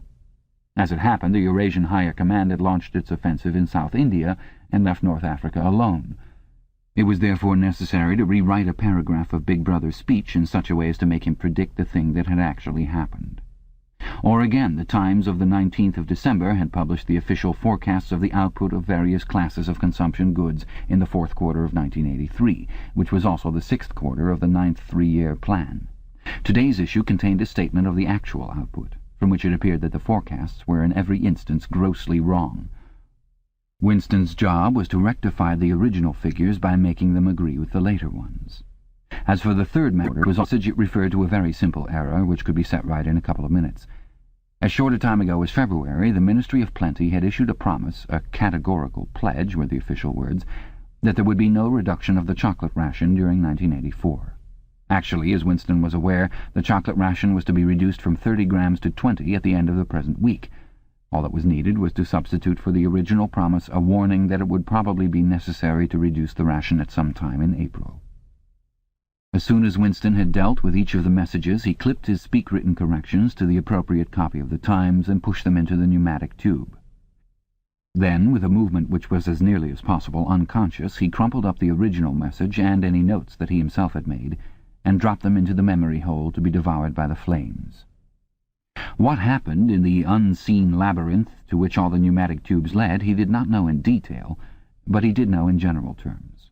As soon as all the corrections which happened to be necessary in any particular number of the Times had been assembled and collated, that number would be reprinted, the original copy destroyed, and the corrected copy placed on the files in its stead. This process of continuous alteration was applied not only to newspapers, but to books, periodicals, pamphlets, posters, leaflets, films, soundtracks, cartoons, photographs, to every kind of literature or documentation which might conceivably hold any political or ideological significance. Day by day and almost minute by minute the past was brought up to date. In this way every prediction made by the party could be shown by documentary evidence to have been correct. Nor was any item of news or any expression of opinion which conflicted with the needs of the moment ever allowed to remain on record. All history was a palimpsest, scraped clean and reinscribed exactly as often as was necessary. In no case would it have been possible, once the deed was done, to prove that any falsification had taken place. The largest section of the Records Department, far larger than the one in which Winston worked, consisted simply of persons whose duty it was to track down and collect all copies of books, newspapers, and other documents which had been superseded and were due for destruction. A number of the Times which might, because of changes in political alignment or mistaken prophecies uttered by Big Brother, have been rewritten a dozen times, still stood on the files bearing its original date, and no other copy existed to contradict it. Books also were recalled and rewritten again and again, and were invariably reissued without any admission that any alteration had been made. Even the written instructions which Winston received, and which he invariably got rid of as soon as he had dealt with them, never stated or implied that an act of forgery was to be committed. Always the reference was to slips, errors, misprints, or misquotations which it was necessary to put right in the interests of accuracy. But actually, he thought as he readjusted the Ministry of Plenty's figures, it was not even forgery. It was merely the substitution of one piece of nonsense for another. Most of the material that you were dealing with had no connection with anything in the real world, not even the kind of connection that is contained in a direct lie. Statistics were just as much a fantasy in their original version as in their rectified version. A great deal of the time you were expected to make them up out of your head. For example, the Ministry of Plenty's forecast had estimated the output of boots for the quarter at 145 million pairs. The actual output was given as 62 millions. Winston, however, in rewriting the forecast, marked the figure down to 57 millions, so as to allow for the usual claim that the quota had been overfilled. In any case, 62 millions was no nearer the truth than 57 millions, or than 145 millions. Very likely, no boots had been produced at all. Likelier still, nobody knew how many had been produced, much less cared. All one knew was that every quarter astronomical numbers of boots were produced on paper, while perhaps half the population of Oceania went barefoot. And so it was with every class of recorded fact, great or small. Everything faded away into a shadow world, in which finally even the date of the year had become uncertain. Winston glanced across the hall. In the corresponding cubicle on the other side, a small, precise-looking, dark-chinned man named Tillotson was working steadily away, with a folded newspaper on his knee and his mouth very close to the mouthpiece of the speakwrite. He had the air of trying to keep what he was saying a secret between himself and the telescreen. He looked up, and his spectacles darted a hostile flash in Winston's direction. Winston hardly knew Tillotson and had no idea what work he was employed on. People in the records department did not readily talk about their jobs. In the long windowless hall, with its double row of cubicles and its endless rustle of papers and hum of voices murmuring into speakwrites, there were quite a dozen people whom Winston did not even know by name, though he daily saw them hurrying to and fro in the corridors or gesticulating in the 2 minutes' hate. He knew that in the cubicle next to him the little woman with sandy hair toiled day in, day out, simply at tracking down and deleting from the press the names of people who had been vaporized and were therefore considered never to have existed. There was a certain fitness in this, since her own husband had been vaporized a couple of years earlier. And a few cubicles away, a mild, ineffectual, dreamy creature named Ampleforth, with very hairy ears and a surprising talent for juggling with rhymes and meters, was engaged in producing garbled versions and definitive texts, they were called, of poems which had become ideologically offensive, but which for one reason or another were to be retained in the anthologies. And this hall, with its 50 workers or thereabouts, was only one subsection, a single cell, as it were, in the huge complexity of the records department. Beyond, above, below were other swarms of workers engaged in an unimaginable multitude of jobs. There were the huge printing shops with their sub-editors, their typography experts, and their elaborately equipped studios for the faking of photographs. There was the teleprograms section with its engineers, its producers, and its teams of actors specially chosen for their skill in imitating voices. There were the armies of reference clerks, whose job was simply to draw up lists of books and periodicals which were due for recall. There were the vast repositories where the corrected documents were stored and the hidden furnaces where the original copies were destroyed. And somehow or other, quite anonymous, there were the directing brains who coordinated the whole effort and laid down the lines of policy which made it necessary that this fragment of the past should be preserved, that one falsified, and the other rubbed out of existence. And the records department, after all, was itself only a single branch of the Ministry of Truth, whose primary job was not to reconstruct the past, but to supply the citizens of Oceania with newspapers, films, textbooks, telescreen programs, plays, novels, with every conceivable kind of information, instruction, or entertainment, from a statue to a slogan, from a lyric poem to a biological treatise, and from a child's spelling book to a Newspeak dictionary. And the ministry had not only to supply the multifarious needs of the party, but also to repeat the whole operation at a lower level for the benefit of the proletariat. There was a whole chain of separate departments dealing with proletarian literature, music, drama, and entertainment generally. Here were produced rubbishy newspapers containing almost nothing except sport, crime, and astrology, sensational 5-cent novelettes, films oozing with sex, and sentimental songs which were composed entirely by mechanical means on a special kind of kaleidoscope known as a versificator. There was even a whole subsection, pornosec it was called in Newspeak, engaged in producing the lowest kind of pornography, which was sent out in sealed packets and which no party member, other than those who worked on it, was permitted to look at. 3 messages had slid out of the pneumatic tube while Winston was working, but they were simple matters, and he had disposed of them before the 2 minutes' hate interrupted him. When the hate was over, he returned to his cubicle, took the Newspeak dictionary from the shelf, pushed the speakwrite to one side, cleaned his spectacles, and settled down to his main job of the morning. Winston's greatest pleasure in life was in his work. Most of it was a tedious routine, but included in it there were also jobs so difficult and intricate that you could lose yourself in them, as in the depths of a mathematical problem. Delicate pieces of forgery in which you had nothing to guide you except your knowledge of the principles of Ingsoc and your estimate of what the party wanted you to say. Winston was good at this kind of thing. On occasion he had even been entrusted with the rectification of the Times' leading articles, which were written entirely in Newspeak. He unrolled the message that he had set aside earlier. It ran, Times, 3/12/83, reporting BB day order double plus ungood, refs unpersons, rewrite full wise, up sub, anti-filing. In old speak, or standard English, this might be rendered, the reporting of Big Brother's order for the day in the Times of December 3rd, 1983, is extremely unsatisfactory and makes references to non-existent persons. Rewrite it in full and submit your draft to higher authority before filing. Winston read through the offending article. Big Brother's order for the day, it seemed, had been chiefly devoted to praising the work of an organization known as FFCC, which supplied cigarettes and other comforts to the sailors in the floating fortresses. A certain Comrade Withers, a prominent member of the inner party, had been singled out for special mention and awarded a decoration, the Order of Conspicuous Merit Second Class. 3 months later, FFCC had suddenly been dissolved, with no reasons given. One could assume that Withers and his associates were now in disgrace, but there had been no report of the matter in the press or on the telescreen.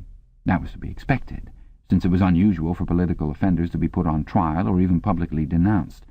The great purges involving thousands of people, with public trials of traitors and thought criminals who made abject confession of their crimes and were afterwards executed, were special showpieces, not occurring oftener than once in a couple of years.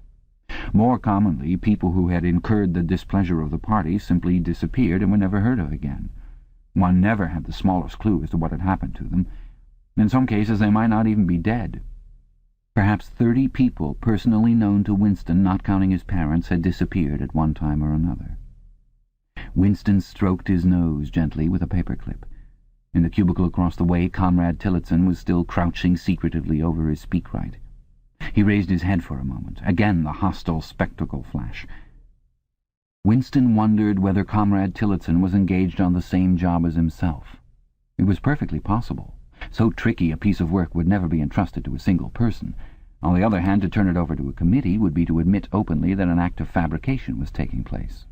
Very likely as many as a dozen people were now working away on rival versions of what Big Brother had actually said. And presently some master brain in the inner party would select this version or that, would re-edit it and set in motion the complex processes of cross-referencing that would be required, and then the chosen lie would pass into the permanent records and become truth. Winston did not know why Withers had been disgraced. Perhaps it was for corruption or incompetence. Perhaps Big Brother was merely getting rid of a too popular subordinate.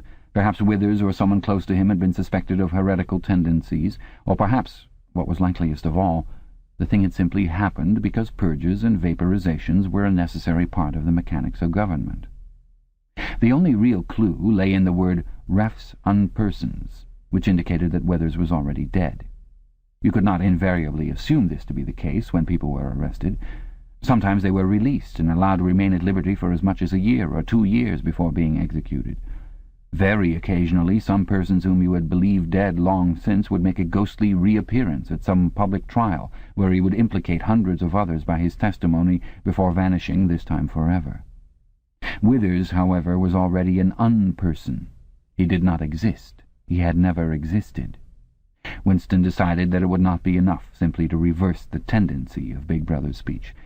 It was better to make it deal with something totally unconnected with its original subject. He might turn the speech into the usual denunciation of traitors and thought criminals, but that was a little too obvious. While to invent a victory at the front or some triumph of overproduction in the 9th three-year plan might complicate the records too much. What was needed was a piece of pure fantasy. Suddenly there sprang into his mind, ready-made as it were, the image of a certain Comrade Ogilvy, who had recently died in battle in heroic circumstances. There were occasions when Big Brother devoted his order for the day to commemorating some humble, rank-and-file party member whose life and death he held up as an example worthy to be followed. Today he should commemorate Comrade Ogilvy. It was true that there was no such person as Comrade Ogilvy, but a few lines of print and a couple of faked photographs would soon bring him into existence.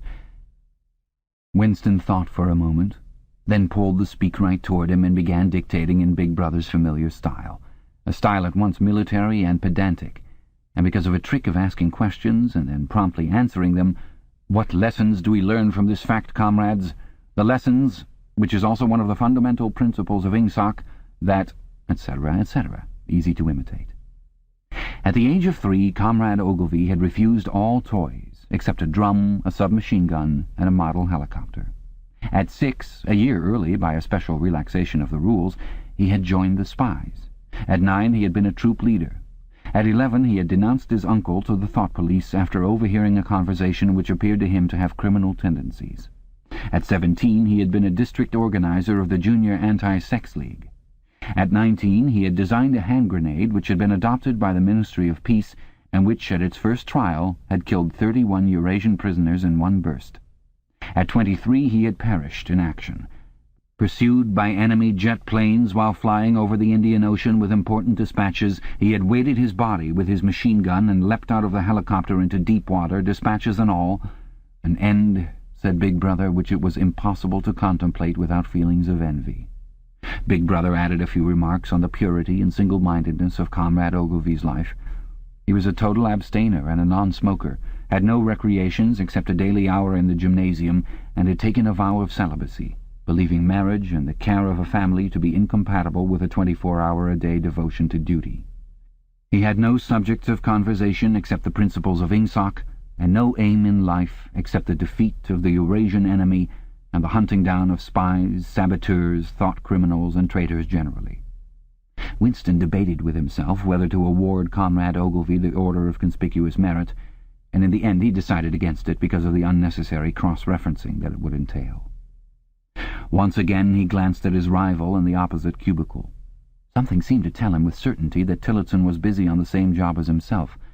There was no way of knowing whose version would finally be adopted, but he felt a profound conviction that it would be his own. Comrade Ogilvy, unimagined an hour ago, was now a fact. It struck him as curious that you could create dead men but not living ones.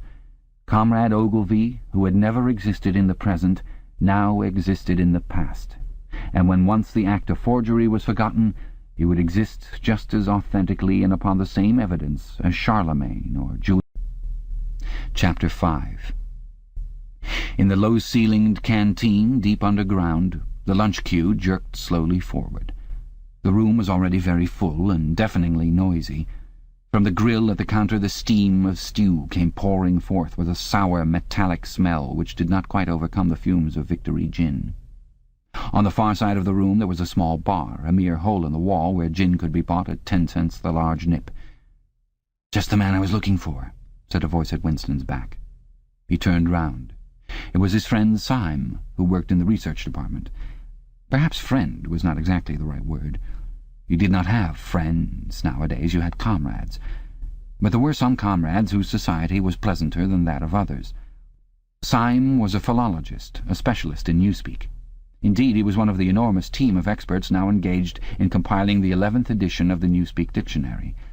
He was a tiny creature, smaller than Winston, with dark hair and large, protuberant eyes, at once mournful and derisive, which seemed to search your face closely while he was speaking to you. "I wanted to ask whether you'd got any razor blades," he said. "Not one," said Winston, with a sort of guilty haste. "I've tried all over the place. They don't exist any longer." Everyone kept asking you for razor blades. Actually, he had 2 unused ones which he was hoarding up. There had been a famine of them for months past. At any given moment there was some necessary article which the party shops were unable to supply. Sometimes it was buttons, sometimes it was darning wool, sometimes it was shoelaces. At present it was razor blades. You could only get hold of them, if at all, by scrounging more or less furtively on the free market. "I've been using the same blade for 6 weeks," he added untruthfully. The queue gave another jerk forward. As they halted, he turned and faced Syme again. Each of them took a greasy metal tray from a pile at the edge of the counter. "Did you go and see the prisoners hanged yesterday?" said Syme. "I was working," said Winston indifferently. "I shall see it on the flicks, I suppose." "A very inadequate substitute," said Syme. His mocking eyes roved over Winston's face. "I know you," the eyes seemed to say. "I see through you. I know very well why you didn't go to see those prisoners hanged." In an intellectual way, Syme was venomously orthodox. He would talk with a disagreeable, gloating satisfaction of helicopter raids on enemy villages, the trial and confessions of thought criminals, the executions in the cellars of the Ministry of Love. Talking to him was largely a matter of getting him away from such subjects and entangling him, if possible, in the technicalities of Newspeak, on which he was authoritative and interesting. Winston turned his head a little aside to avoid the scrutiny of the large dark eyes. "It was a good hanging," said Syme reminiscently. "I think it spoils it when they tie their feet together. I like to see 'em kicking. And above all, at the end, the tongue sticking right out and blue, a quite bright blue. That's the detail that appeals to me." "Next, please," yelled the white-aproned prole with the ladle. Winston and Syme pushed their trays beneath the grill. Onto each was dumped swiftly the regulation lunch: metal pannikin of pinkish-grey stew, a hunk of bread, a cube of cheese, a mug of milkless Victory coffee, and 1 saccharin tablet. "There's a table over there under that telescreen," said Syme. "Let's pick up a gin on the way." The gin was served out to them in handleless china mugs. They threaded their way across the crowded room and unpacked their trays onto the metal-top table, on one corner of which someone had left a pool of stew, a filthy liquid mess that had the appearance of vomit. Winston took up his mug of gin, paused for an instant to collect his nerve, and gulped the oily-tasting stuff down. When he had winked the tears out of his eyes, he suddenly discovered that he was hungry. He began swallowing spoonfuls of the stew, which, in among its general sloppiness, had cubes of spongy, pinkish stuff which was probably a preparation of meat.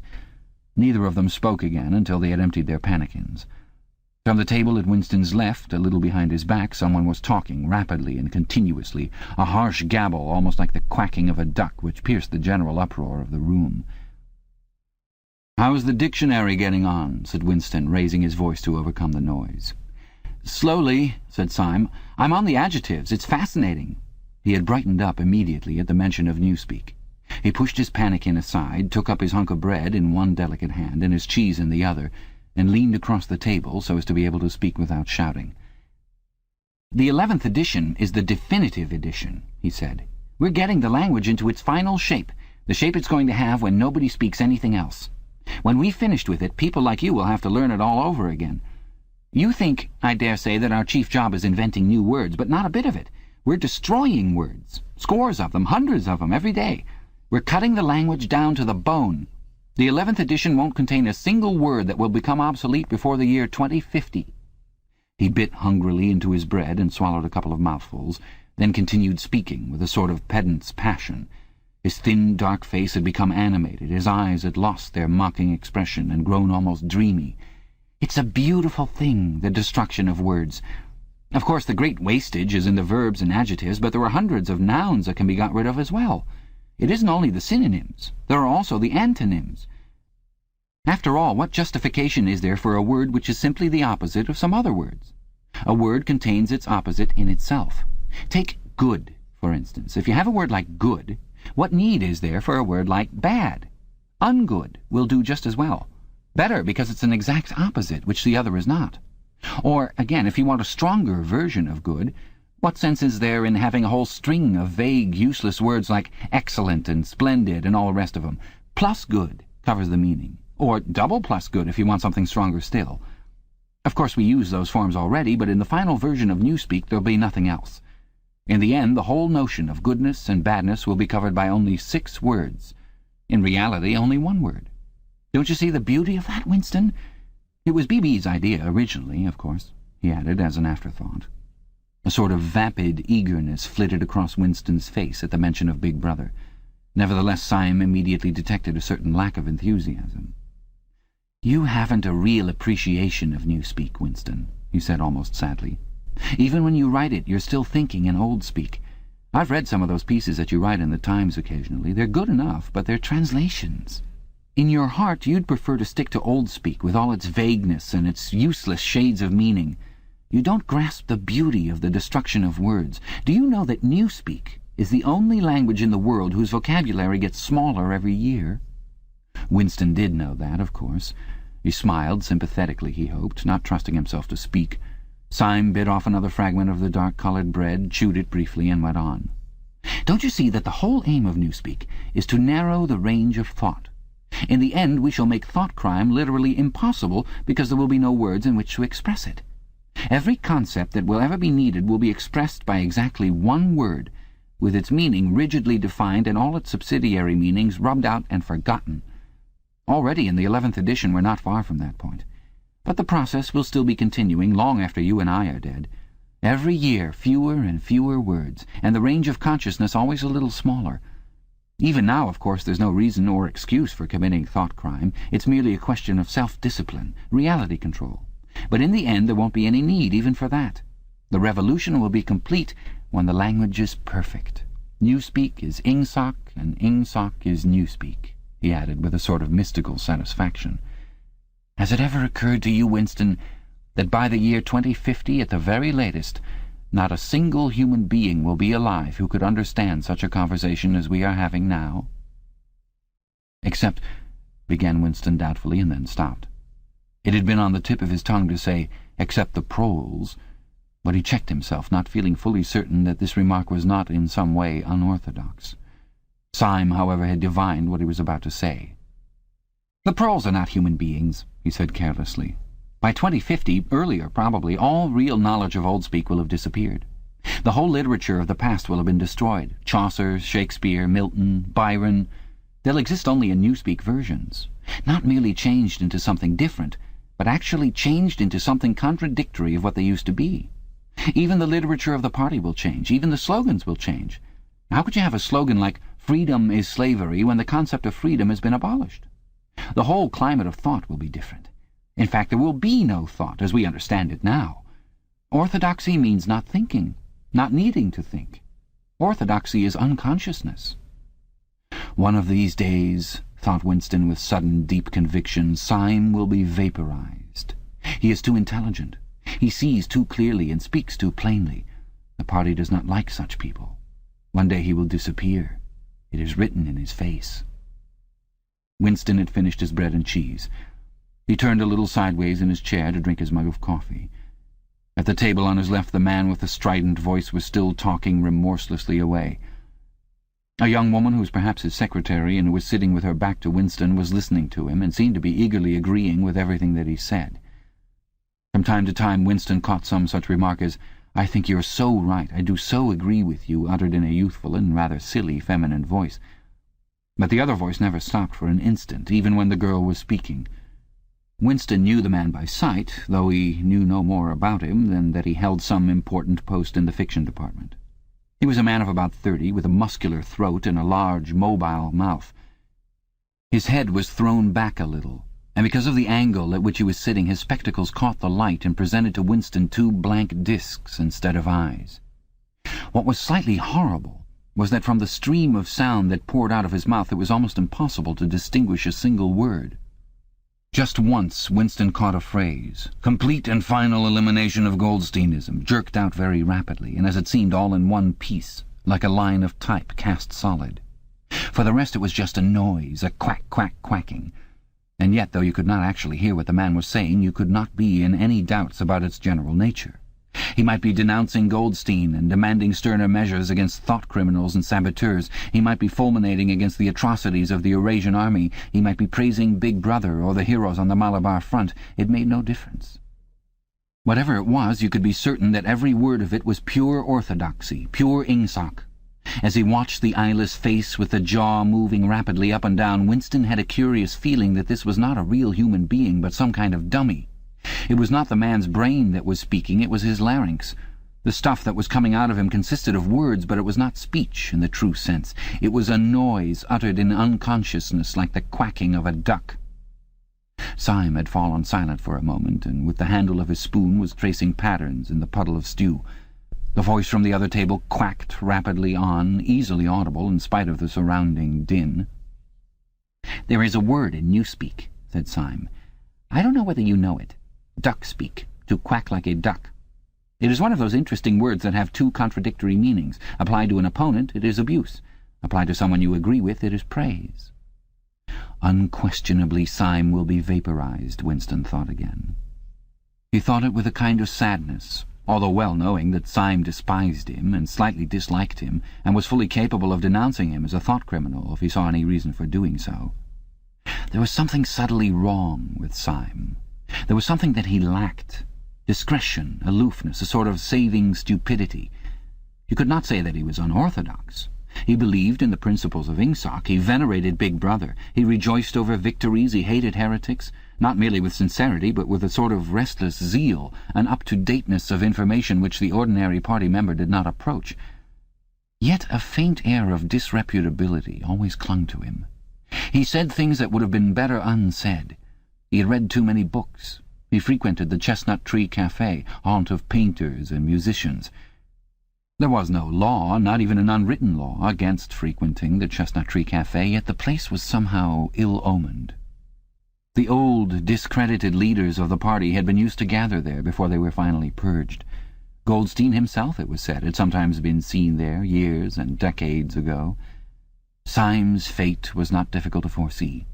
And yet it was a fact that if Syme grasped, even for 3 seconds, the nature of his, Winston's, secret opinions, he would betray him instantly to the thought police. So would anybody else, for that matter, but Syme more than most. Zeal was not enough. Orthodoxy was unconsciousness. Syme looked up. "Here comes Parsons," he said. Something in the tone of his voice seemed to add, "that bloody fool." Parsons, Winston's fellow tenant at Victory Mansions, was in fact threading his way across the room, a tubby, middle-sized man with fair hair and a frog-like face. At 35 he was already putting on rolls of fat at neck and waistline, but his movements were brisk and boyish. His whole appearance was that of a little boy grown large, so much so that although he was wearing the regulation overalls, it was almost impossible not to think of him as being dressed in the blue shorts, grey shirt, and red neckerchief of the spies. In visualizing him, one always saw a picture of dimpled knees and sleeves rolled back from pudgy forearms. Parsons did, indeed, invariably revert to shorts when a community hike or any other physical activity gave him an excuse for doing so. He greeted them both with a cheery "hello, hello," and sat down at the table, giving off an intense smell of sweat. Beads of moisture stood out all over his pink face. His powers of sweating were extraordinary. At the community centre you could always tell when he had been playing table tennis by the dampness of the bat handle. Syme had produced a strip of paper on which there was a long column of words and was studying it with an ink pencil between his fingers.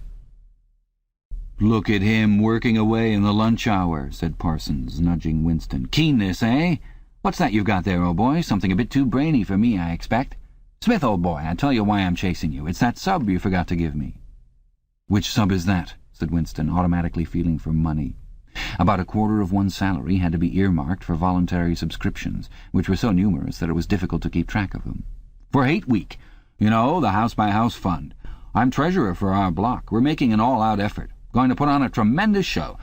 I tell you, it won't be my fault if old Victory Mansions doesn't have the biggest outfit of flags in the whole street. $2 you promised me." Winston found and handed over 2 creased and filthy notes, which Parsons entered in a small notebook in the neat handwriting of the illiterate. "By the way, old boy," he said, "I hear that little beggar of mine let fly at you with his catapult yesterday. I gave him a good dressing down for it. In fact, I told him I'd take the catapult away if he does it again." "I think he was a little upset at not going to the execution," said Winston. "Oh, well, what I mean to say shows the right spirit, doesn't it? Mischievous little beggars they are, both of them, but talk about keenness. All they think about is the spies, and the war, of course. Do you know what that little girl of mine did last Saturday when her troop was on a hike out Berkhamsted way? She got 2 other girls to go with her, slipped off from the hike, and spent the whole afternoon following a strange man. They kept on his tail for 2 hours right through the woods, and then when they got into Amersham handed him over to the patrols. "What did they do that for?" said Winston, somewhat taken aback. Parsons went on triumphantly. "My kid made sure he was some kind of enemy agent. Might have been dropped by parachute, for instance. But here's the point, old boy. What do you think put her onto him in the first place? She spotted he was wearing a funny kind of shoes. Said she'd never seen anyone wearing shoes like that before, so the chances were he was a foreigner. Pretty smart for a nipper of 7, eh?" "What happened to the man?" said Winston. "Oh, that I couldn't say, of course, but I wouldn't be altogether surprised if—" Parsons made the motion of aiming a rifle and clicked his tongue for the explosion. "Good," said Syme abstractedly, without looking up from his strip of paper. "Of course, we can't afford to take chances," agreed Winston dutifully. "What I mean to say, there's a war on," said Parsons. As though in confirmation of this, a trumpet call floated from the telescreen just above their heads. However, it was not the proclamation of a military victory this time, but merely an announcement from the Ministry of Plenty. "Comrades!" cried an eager, youthful voice. "Attention, comrades! We have glorious news for you! We have won the battle for production! Returns now completed of the output of all classes of consumption goods show that the standard of living has risen by no less than 20% over the past year. All over Oceania this morning there were irrepressible, spontaneous demonstrations when workers marched out of factories and offices and paraded through the streets with banners voicing their gratitude to Big Brother for the new, happy life which his wise leadership has bestowed upon us. Here are some of the completed figures. Foodstuffs—" The phrase "our new, happy life" recurred several times. It had been a favourite of late with the Ministry of Plenty. Parsons, his attention caught by the trumpet call, sat listening with a sort of gaping solemnity, a sort of edified boredom. He could not follow the figures, but he was aware that they were in some way a cause for satisfaction. He had lugged out a huge and filthy pipe, which was already half full of charred tobacco. With the tobacco ration at 100 grams a week, it was seldom possible to fill a pipe up to the top. Winston was smoking a Victory cigarette, which he held carefully horizontal. The new ration did not start until tomorrow, and he had only 4 cigarettes left. For the moment he had shut his ears to the remoter noises and was listening to the stuff that streamed out of the telescreen. It appeared that there had even been demonstrations to thank Big Brother for raising the chocolate ration to 20 grams a week. And only yesterday, he reflected, it had been announced that the ration was to be reduced to 20 grams a week. Was it possible that they could swallow that after only 24 hours? Yes, they swallowed it. Parsons swallowed it easily, with the stupidity of an animal. The eyeless creature at the other table swallowed it fanatically, passionately, with a furious desire to track down, denounce, and vaporize anyone who should suggest that last week the ration had been 30 grams. Syme, too, in some more complex way involving doublethink. Syme swallowed it. Was he then alone in the possession of a memory? The fabulous statistics continued to pour out of the telescreen. As compared with last year, there was more food, more clothes, more houses, more furniture, more cooking pots, more fuel, more ships, more helicopters, more books, more babies, more of everything except disease, crime, and insanity. Year by year and minute by minute, everybody and everything was whizzing rapidly upwards. As Syme had done earlier, Winston had taken up his spoon and was dabbling in the pale-coloured gravy that dribbled across the table, drawing a long streak of it out into a pattern. He meditated resentfully on the physical texture of life. Had it always been like this? Had food always tasted like this? He looked around the canteen. A low-ceilinged, crowded room, its walls grimy from the contact of innumerable bodies, battered metal tables and chairs placed so close together that you sat with elbows touching, bent spoons, dented trays, coarse white mugs, all surfaces greasy, grime in every crack, and a sourish composite smell of bad gin and bad coffee and metallic stew and dirty clothes. Always in your stomach and in your skin there was a sort of protest, a feeling that you had been cheated of something that you had a right to. It was true that he had no memories of anything greatly different. In any time that he could accurately remember, there had never been quite enough to eat. One never had socks or underclothes that were not full of holes. Furniture had always been battered and rickety, rooms underheated, tube trains crowded, houses falling to pieces, bread dark-coloured, tea a rarity, coffee filthy tasting, cigarettes insufficient, nothing cheap and plentiful except synthetic gin.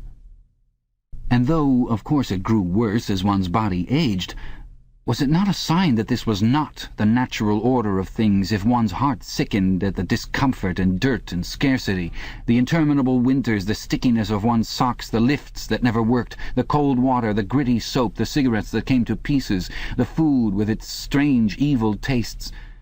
Why should one feel it to be intolerable unless one had some kind of ancestral memory that things had once been different? He looked round the canteen again. Nearly everyone was ugly, and would still have been ugly even if dressed otherwise than in the uniform blue overalls. On the far side of the room, sitting at a table alone, a small, curiously beetle-like man was drinking a cup of coffee, his little eyes darting suspicious glances from side to side. How easy it was, thought Winston, if you did not look about you, to believe that the physical type set up by the party as an ideal, tall, muscular youths and deep-bosomed maidens, blonde-haired, vital, sunburnt, carefree, existed and even predominated. Actually, so far as he could judge, the majority of people in Airstrip One were small, dark, and ill-favoured. It was curious how that beetle-like type proliferated in the ministries. Little dumpy men, growing stout very early in life, with short legs, swift scuttling movements, and fat, inscrutable faces with very small eyes. It was the type that seemed to flourish best under the dominion of the party. The announcement from the Ministry of Plenty ended on another trumpet call and gave way to tinny music. Parsons, stirred to vague enthusiasm by the bombardment of figures, took his pipe out of his mouth. "The Ministry of Plenty's certainly done a good job this year," he said with a knowing shake of his head. "By the way, Smith, old boy, I suppose you haven't got any razor blades you can let me have?" "Not one," said Winston. "I've been using the same blade for 6 weeks myself." "Ah, well, just thought I'd ask you, old boy."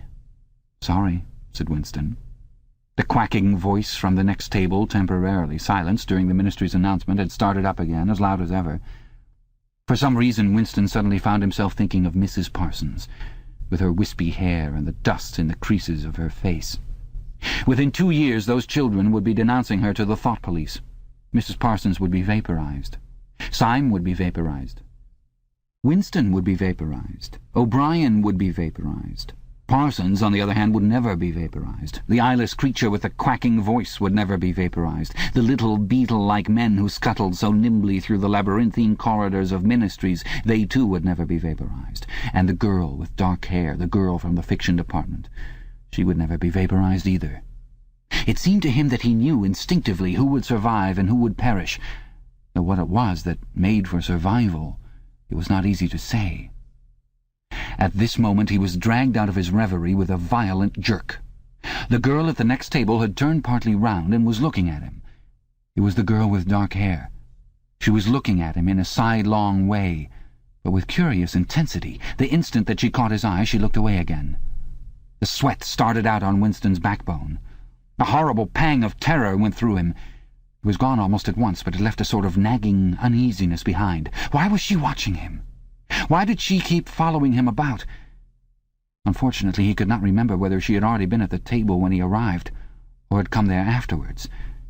But yesterday, at any rate, during the 2 minutes' hate, she had sat immediately behind him when there was no apparent need to do so. Quite likely her real object had been to listen to him and make sure whether he was shouting loudly enough. His earlier thought returned to him. Probably she was not actually a member of the thought police. But then it was precisely the amateur spy who was the greatest danger of all. He did not know how long she had been looking at him, but perhaps for as much as 5 minutes, and it was possible that his features had not been perfectly under control. It was terribly dangerous to let your thoughts wander when you were in any public place or within range of a telescreen. The smallest thing could give you away.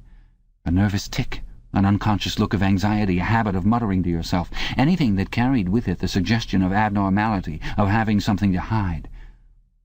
In any case, to wear an improper expression on your face, to look incredulous when a victory was announced, for example, was itself a punishable offence. There was even a word for it in Newspeak. Face crime, it was called. The girl had turned her back on him again. Perhaps, after all, she was not really following him about. Perhaps it was coincidence that she had sat so close to him 2 days running. His cigarette had gone out, and he laid it carefully on the edge of the table. He would finish smoking it after work if he could keep the tobacco in it. Quite likely the person at the next table was a spy of the thought police. Quite likely he would be in the cellars of the Ministry of Love within 3 days, but a cigarette end must not be wasted. Syme had folded up his strip of paper and stowed it away in his pocket. Parsons had begun talking again. "Did I ever tell you, old boy," he said, chuckling around the stem of his pipe, "about the time when those 2 nippers of mine set fire to the old market woman's skirt because they saw her wrapping up sausages in a poster of BB? Sneaked up behind her and set fire to it with a box of matches. Burned her quite badly, I believe, little beggars, eh? But keen as mustard. That's first-rate training they give 'em in the spies nowadays, better than in my day, even. What do you think's the latest thing they've served 'em out with?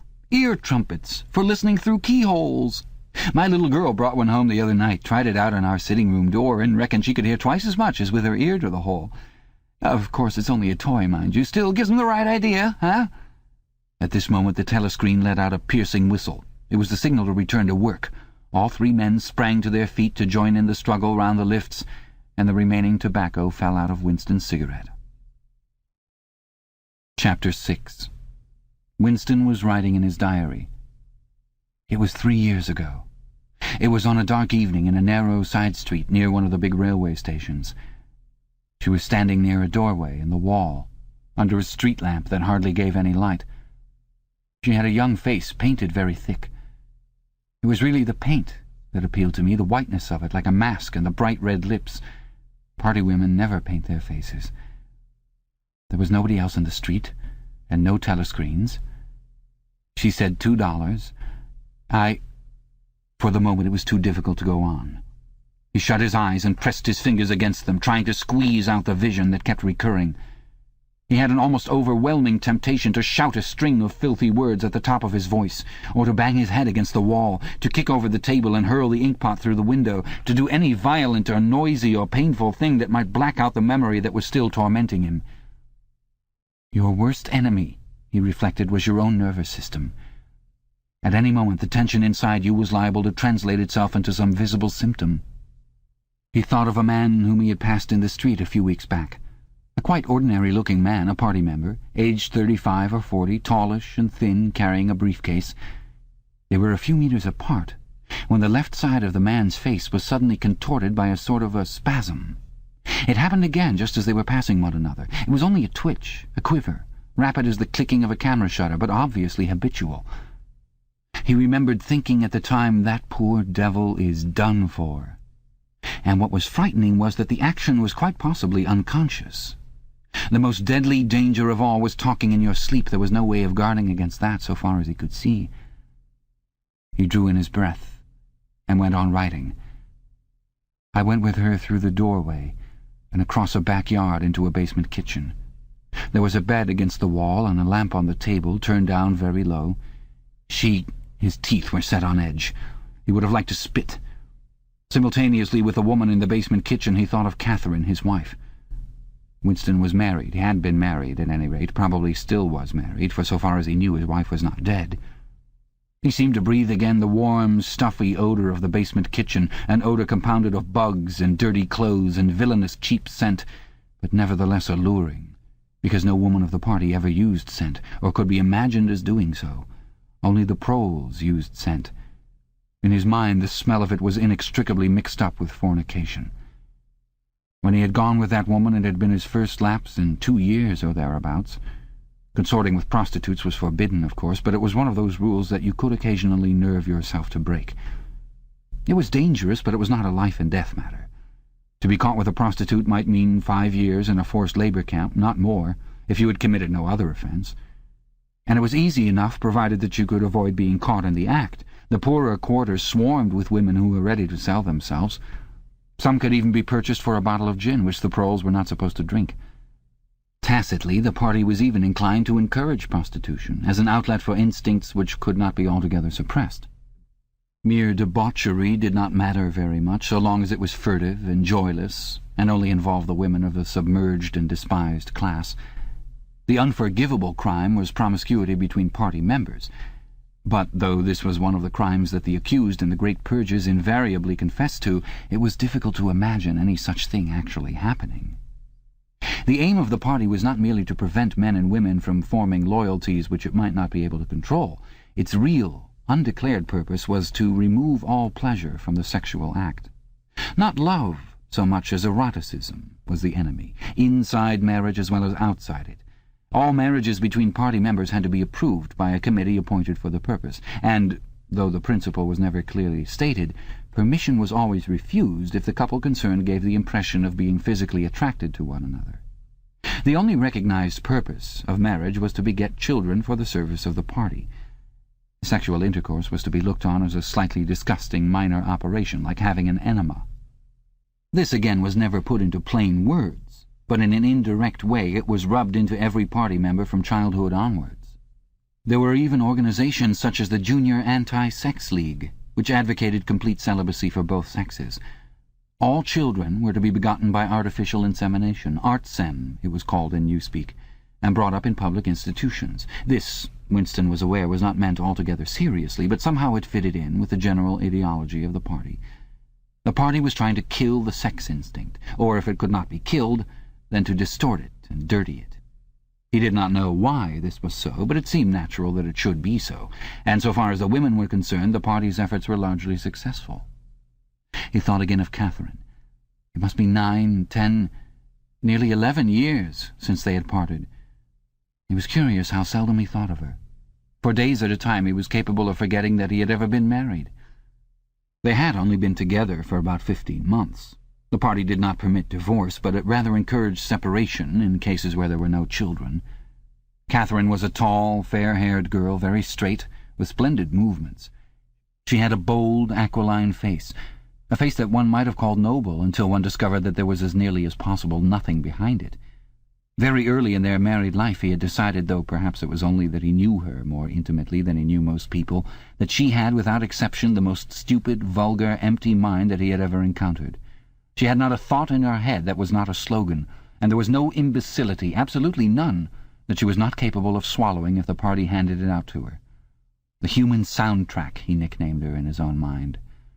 Yet he could have endured living with her, if it had not been for just one thing: sex. As soon as he touched her, she seemed to wince and stiffen. To embrace her was like embracing a jointed wooden image. And what was strange was that even when she was clasping him against her, he had the feeling that she was simultaneously pushing him away with all her strength. The rigidity of her muscles managed to convey that impression. She would lie there with shut eyes, neither resisting nor cooperating, but submitting. It was extraordinarily embarrassing, and after a while horrible. But even then he could have borne living with her, if it had been agreed that they should remain celibate. But curiously enough, it was Catherine who refused this. They must, she said, produce a child if they could.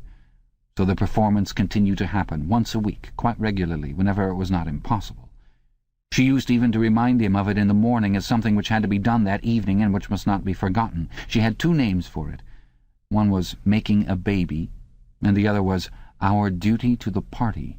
Yes, she had actually used that phrase. Quite soon he grew to have a feeling of positive dread when the appointed day came round. But luckily no child appeared, and in the end she agreed to give up trying, and soon afterwards they parted. Winston sighed inaudibly. He picked up his pen again and wrote. She threw herself down on the bed, and at once, without any kind of preliminary, in the most coarse, horrible way you can imagine, pulled up her skirt. He saw himself standing there in the dim lamplight with the smell of bugs and cheap scent in his nostrils, and in his heart a feeling of defeat and resentment which even at that moment was mixed up with the thought of Catherine's white body, frozen forever by the hypnotic power of the party. Why did it always have to be like this? Why could he not have a woman of his own instead of these filthy scuffles at intervals of years? But a real love affair was an almost unthinkable event. The women of the party were all alike. Chastity was as deeply ingrained in them as party loyalty. By careful early conditioning, by games and cold water, by the rubbish that was dinned into them at school and in the spies and the youth league, by lectures, parades, songs, slogans, and martial music, the natural feeling had been driven out of them. His reason told him that there must be exceptions, but his heart did not believe it. They were all impregnable as the party intended that they should be. And what he wanted, more even than to be loved, was to break down that wall of virtue, even if it were only once in his whole life. The sexual act, successfully performed, was rebellion. Desire was thoughtcrime. Even to have awakened Catherine, if he could have achieved it, would have been like a seduction, although she was his wife. But the rest of the story had got to be written down. He wrote, "I turned up the lamp. When I saw her in the light—" After the darkness, the feeble light of the paraffin lamp had seemed very bright. For the first time he could see the woman properly. He had taken a step toward her and then halted, full of lust and terror. He was painfully conscious of the risk he had taken in coming here. It was perfectly possible that the patrols would catch him on the way out. For that matter, they might be waiting outside the door at this moment. If he went away without even doing what he had come here to do— It had got to be written down. It had got to be confessed. What he had suddenly seen in the lamplight was that the woman was old. The paint was plastered so thick on her face that it looked as though it might crack like a cardboard mask. There were streaks of white in her hair, but the truly dreadful detail was that her mouth had fallen a little open, revealing nothing except a cavernous blackness. She had no teeth at all. He wrote hurriedly in scrabbling handwriting, "When I saw her in the light, she was quite an old woman, 50 years old at least, but I went ahead and did it just the same." He pressed his fingers against his eyelids again. He had written it down at last, but it made no difference. The therapy had not worked. The urge to shout filthy words at the top of his voice was as strong as ever. Chapter 7. "If there is hope," wrote Winston, "it lies in the proles." If there was hope, it must lie in the proles, because only there, in those swarming, disregarded masses, 85% of the population of Oceania, could the force to destroy the party ever be generated. The party could not be overthrown from within. Its enemies, if it had any enemies, had no way of coming together or even of identifying one another. Even if the legendary Brotherhood existed, as just possibly it might, it was inconceivable that its members could ever assemble in larger numbers than 2s and 3s. Rebellion meant a look in the eyes, an inflection of the voice, at the most an occasional whispered word. But the proles, if only they could somehow become conscious of their own strength, would have no need to conspire. They needed only to rise up and shake themselves like a horse shaking off flies. If they chose, they could blow the party to pieces tomorrow morning.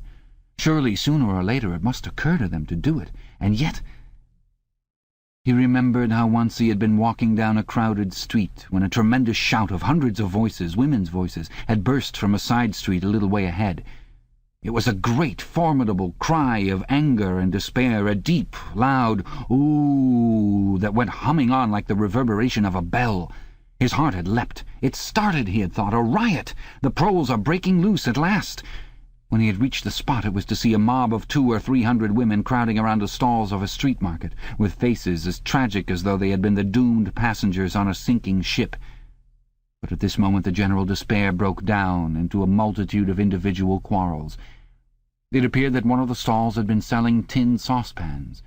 They were wretched, flimsy things, but cooking pots of any kind were always difficult to get. Now the supply had unexpectedly given out.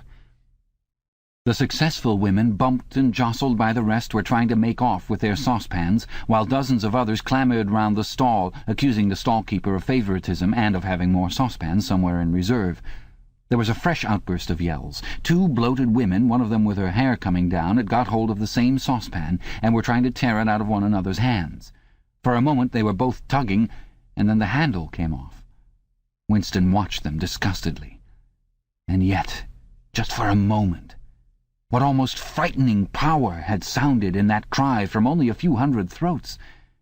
Why was it that they could never shout like that about anything that mattered? Until they become conscious, they will never rebel, and until after they have rebelled, they cannot become conscious. That, he reflected, might almost have been a transcription from one of the party textbooks. The party claimed, of course, to have liberated the proles from bondage. Before the revolution they had been hideously oppressed by the capitalists. They had been starved and flogged. Women had been forced to work in the coal mines. Women still did work in the coal mines, as a matter of fact. Children had been sold into the factories at the age of 6. But simultaneously, true to the principles of doublethink, the party taught that the proles were natural inferiors who must be kept in subjection, like animals, by the application of a few simple rules. In reality, very little was known about the proles. It was not necessary to know much. So long as they continued to work and read, their other activities were without importance. Left to themselves like cattle turned loose upon the plains of Argentina, they had reverted to a style of life that appeared to be natural to them, a sort of ancestral pattern. They were born, they grew up in the gutters, they went to work at 12, they passed through a brief blossoming period of beauty and sexual desire, they married at 20, they were middle-aged at 30, they died for the most part at 60. Heavy physical work, the care of home and children, petty quarrels with neighbours, films, football, beer, and above all, gambling, filled up the horizon of their minds. To keep them in control was not difficult. A few agents of the thought police moved always among them, spreading false rumours and marking down and eliminating the few individuals who were judged capable of becoming dangerous. But no attempt was made to indoctrinate them with the ideology of the party. It was not desirable that the proles should have strong political feelings. All that was required of them was a primitive patriotism, which could be appealed to whenever it was necessary to make them accept longer working hours or shorter rations. And even when they became discontented, as they sometimes did, their discontent led nowhere, because, being without general ideas, they could only focus it on petty, specific grievances. The larger evils invariably escaped their notice. The great majority of proles did not even have telescreens in their homes. Even the civil police interfered with them very little. There was a vast amount of criminality in London, a whole world within a world of thieves, bandits, prostitutes, drug peddlers, and racketeers of every description, but since it all happened among the proles themselves, it was of no importance. In all questions of morals they were allowed to follow their ancestral code. The sexual puritanism of the party was not imposed upon them. Promiscuity went unpunished, divorce was permitted, for that matter even religious worship would have been permitted if the proles had shown any sign of needing or wanting it. They were beneath suspicion. As the party slogan put it, proles and animals are free. Winston reached down and cautiously scratched his varicose ulcer. It had begun itching again. The thing you invariably came back to was the impossibility of knowing what life before the Revolution had really been like. He took out of the drawer a copy of a children's history textbook which he had borrowed from Mrs. Parsons, and began copying a passage into the diary. In the old days, it ran, before the glorious Revolution, London was not the beautiful city that we know today. It was a dark, dirty, miserable place where hardly anybody had enough to eat, and where hundreds and thousands of poor people had no boots on their feet and not even a roof to sleep under. Children no older than you are had to work 12 hours a day for cruel masters who flogged them with whips if they worked too slowly and fed them on nothing but stale bread crusts and water. But in among this terrible poverty there were just a few great, big, beautiful houses that were lived in by rich men who had as many as 30 servants to look after them. These rich men were called capitalists. They were fat, ugly men with wicked faces like the one in the picture on the opposite page. You can see that he is dressed in a long black coat, which was called a frock coat, and a queer, shiny hat shaped like a stovepipe, which was called a top hat. This was the uniform of the capitalists, and no one else was allowed to wear it. The capitalists owned everything in the world, and everyone else was their slave. They owned all the land, all the houses, all the factories, and all the money. If anyone disobeyed them, they could throw him into prison, or they could take his job away and starve him to death. When any ordinary person spoke to a capitalist, he had to cringe and bow to him and take off his cap and address him as Sir. The chief of all the capitalists was called the King, but he knew the rest of the catalogue. There would be mention of the bishops in their lawn sleeves, the judges in their ermine robes, the pillory, the stocks, the treadmill, the cat-o'-nine-tails, the Lord Mayor's banquet, and the practice of kissing the Pope's toe. There was also something called the jus primae noctis, which would probably not be mentioned in a textbook for children. It was the law by which every capitalist had the right to sleep with any woman working in one of his factories. How could you tell how much of it was lies? It might be true that the average human being was better off now than he had been before the Revolution.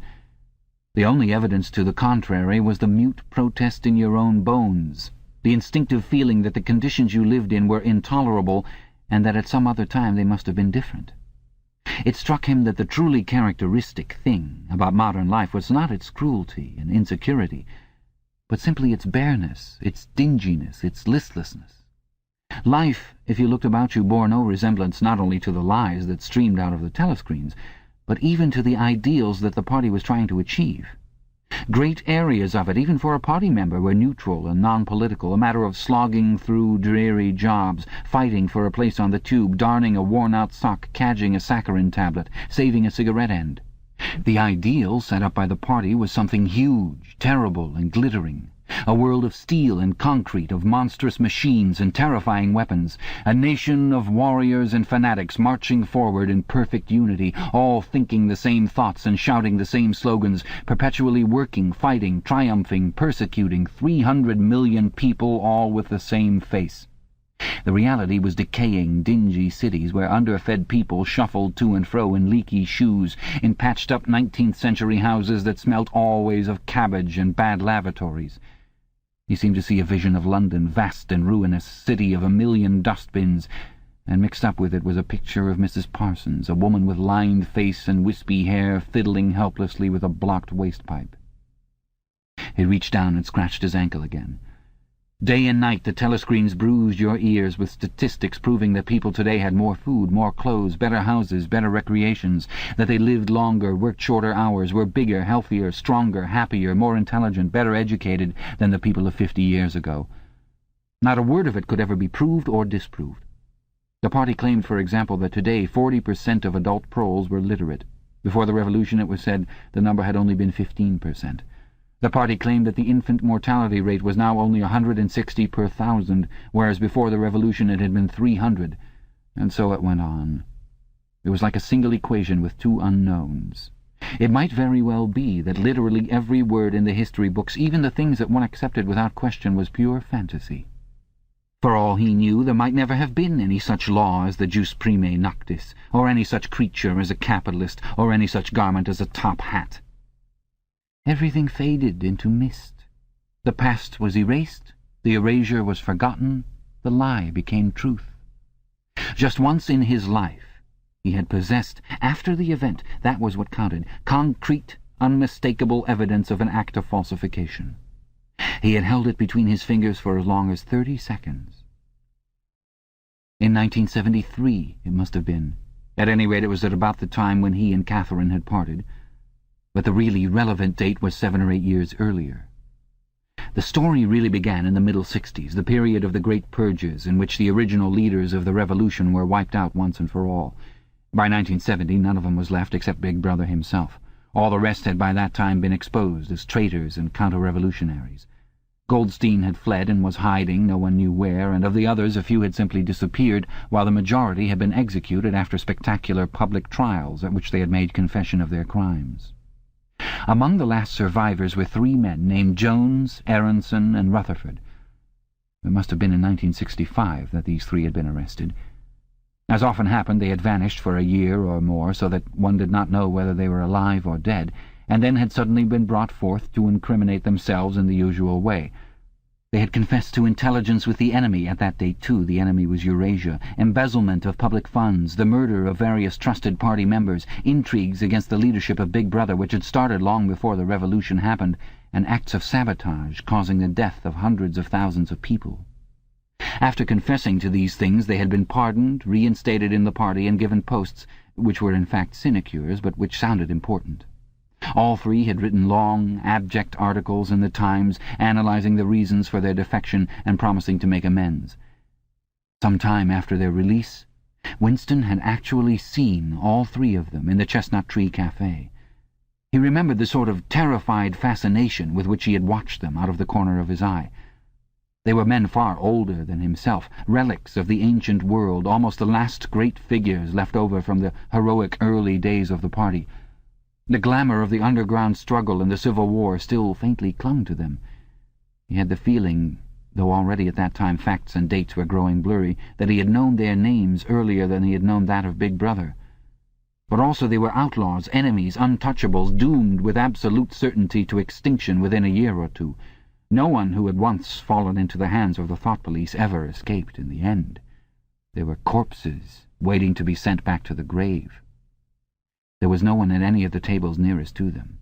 It was not wise even to be seen in the neighbourhood of such people. They were sitting in silence before glasses of the gin flavoured with cloves which was the specialty of the cafe. Of the 3, it was Rutherford whose appearance had most impressed Winston. Rutherford had once been a famous caricaturist, whose brutal cartoons had helped to inflame popular opinion before and during the Revolution. Even now, at long intervals, his cartoons were appearing in the Times. They were simply an imitation of his earlier manner, and curiously lifeless and unconvincing. Always they were a rehashing of the ancient themes: slum tenements, starving children, street battles, capitalists and top hats. Even on the barricades the capitalists still seemed to cling to their top hats, an endless, hopeless effort to get back into the past. He was a monstrous man, with a mane of greasy grey hair, his face pouched and seamed with protuberant lips. At one time he must have been immensely strong. Now his great body was sagging, sloping, bulging, falling away in every direction. He seemed to be breaking up before one's eyes, like a mountain crumbling. It was the lonely hour of 15. Winston could not now remember how he had come to be in the cafe at such a time. The place was almost empty. A tinny music was trickling from the telescreens. The three men sat in their corner almost motionless, never speaking. Uncommanded, the waiter brought fresh glasses of gin. There was a chessboard on the table beside them, with the pieces set out, but no game started. And then, for perhaps half a minute in all, something happened to the telescreens. The tune that they were playing changed, and the tone of the music changed too. There came into it, but it was something hard to describe. It was a peculiar, cracked, braying, jeering note. In his mind Winston called it a yellow note. And then a voice from the telescreen was singing, "Under the spreading chestnut tree I sold you and you sold me. There lie they and here lie we, under the spreading chestnut tree." The three men never stirred. But when Winston glanced again at Rutherford's ruinous face, he saw that his eyes were full of tears. And for the first time he noticed, with a kind of inward shudder, and yet not knowing at what he shuddered, that both Aronson and Rutherford had broken noses. A little later all three were rearrested. It appeared that they had engaged in fresh conspiracies from the very moment of their release. At their second trial they confessed to all their old crimes over again, with a whole string of new ones. They were executed, and their fate was recorded in the party histories, a warning to posterity. About 5 years after this, in 1973, Winston was unrolling a wad of documents which had just flopped out of the pneumatic tube onto his desk, when he came on a fragment of paper which had evidently been slipped in among the others and then forgotten. The instant he had flattened it out he saw its significance. It was a half-page torn out of the Times of about 10 years earlier, the top half of the page, so that it included the date, and it contained a photograph of the delegates at some party function in New York. Prominent in the middle of the group were Jones, Aronson, and Rutherford. There was no mistaking them. In any case, their names were in the caption at the bottom. The point was that at both trials all three men had confessed that on that date they had been on Eurasian soil. They had flown from a secret airfield in Canada to a rendezvous somewhere in Siberia, and had conferred with members of the Eurasian General Staff, to whom they had betrayed important military secrets. The date had stuck in Winston's memory because it chanced to be Midsummer Day, but the whole story must be on record in countless other places as well. There was only one possible conclusion. The confessions were lies. Of course, this was not in itself a discovery. Even at that time Winston had not imagined that the people who were wiped out in the purges had actually committed the crimes that they were accused of. But this was concrete evidence. It was a fragment of the abolished past, like a fossil bone which turns up in the wrong stratum and destroys a geological theory. It was enough to blow the party to atoms if in some way it could have been published to the world and its significance made known. He had gone straight on working. As soon as he saw what the photograph was and what it meant, he had covered it up with another sheet of paper. Luckily, when he unrolled it, it had been upside down from the point of view of the telescreen. He took his scribbling pad on his knee and pushed back his chair so as to get as far away from the telescreen as possible. To keep your face expressionless was not difficult, and even your breathing could be controlled with an effort. But you could not control the beating of your heart, and the telescreen was quite delicate enough to pick it up. He let what he judged to be 10 minutes go by, tormented all the while by the fear that some accident, a sudden draught blowing across his desk, for instance, would betray him. Then, without uncovering it again, he dropped the photograph into the memory hole, along with some other waste papers. Within another minute, perhaps, it would have crumbled into ashes. That was 11 years ago. Today, probably, he would have kept that photograph. It was curious that the fact of having held it in his fingers seemed to him to make a difference, even now, when the photograph itself, as well as the event it recorded, was only memory. Was the party's hold upon the past less strong, he wondered, because a piece of evidence which existed no longer had once existed? But today, supposing that it could be somehow resurrected from its ashes, the photograph might not even be evidence. Already at the time when he made his discovery, Oceania was no longer at war with Eurasia, and it must have been to the agents of Eurasia that the 3 dead men had betrayed their country. Since then there had been other changes, 2, 3, he could not remember how many. Very likely the confessions had been rewritten until the original facts and dates no longer had the smallest significance. The past not only changed, but changed continuously. What most afflicted him with the sense of nightmare was that he had never clearly understood why the huge imposture was undertaken. The immediate advantages of falsifying the past were obvious, but the ultimate motive was mysterious. He took up his pen again and wrote, "I understand how. I do not understand why." He wondered, as he had many times wondered before, whether he himself was a lunatic. Perhaps a lunatic was simply a minority of one. At one time it had been a sign of madness to believe that the earth goes round the sun. Today, to believe that the past is unalterable. He might be alone in holding that belief, and if alone, then a lunatic. But the thought of being a lunatic did not greatly trouble him. The horror was that he might also be wrong. He picked up the children's history book and looked at the portrait of Big Brother which formed its frontispiece. The hypnotic eyes gazed into his own. It was as though some huge force were pressing down upon you, something that penetrated inside your skull, battering against your brain, frightening you out of your beliefs, persuading you almost to deny the evidence of your senses. In the end, the party would announce that 2 and 2 made 5, and you would have to believe it. It was inevitable that they should make that claim sooner or later. The logic of their position demanded it. Not merely the validity of experience, but the very existence of external reality was tacitly denied by their philosophy. The heresy of heresies was common sense, and what was terrifying was not that they would kill you for thinking otherwise, but that they might be right. For after all, how do we know that 2 and 2 make 4, or that the force of gravity works, or that the past is unchangeable? If both the past and the external world exist only in the mind, and if the mind itself is controllable, what then? But no. His courage seemed suddenly to stiffen of its own accord. The face of O'Brien, not called up by any obvious association, had floated into his mind. He knew with more certainty than before that O'Brien was on his side. He was writing the diary for O'Brien, to O'Brien. It was like an interminable letter which no one would ever read, but which was addressed to a particular person and took its colour from that fact.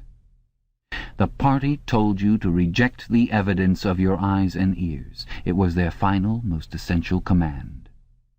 His heart sank as he thought of the enormous power arrayed against him, the ease with which any party intellectual would overthrow him in debate, the subtle arguments which he would not be able to understand, much less answer. And yet he was in the right. They were wrong and he was right. The obvious, the silly, and the true had got to be defended.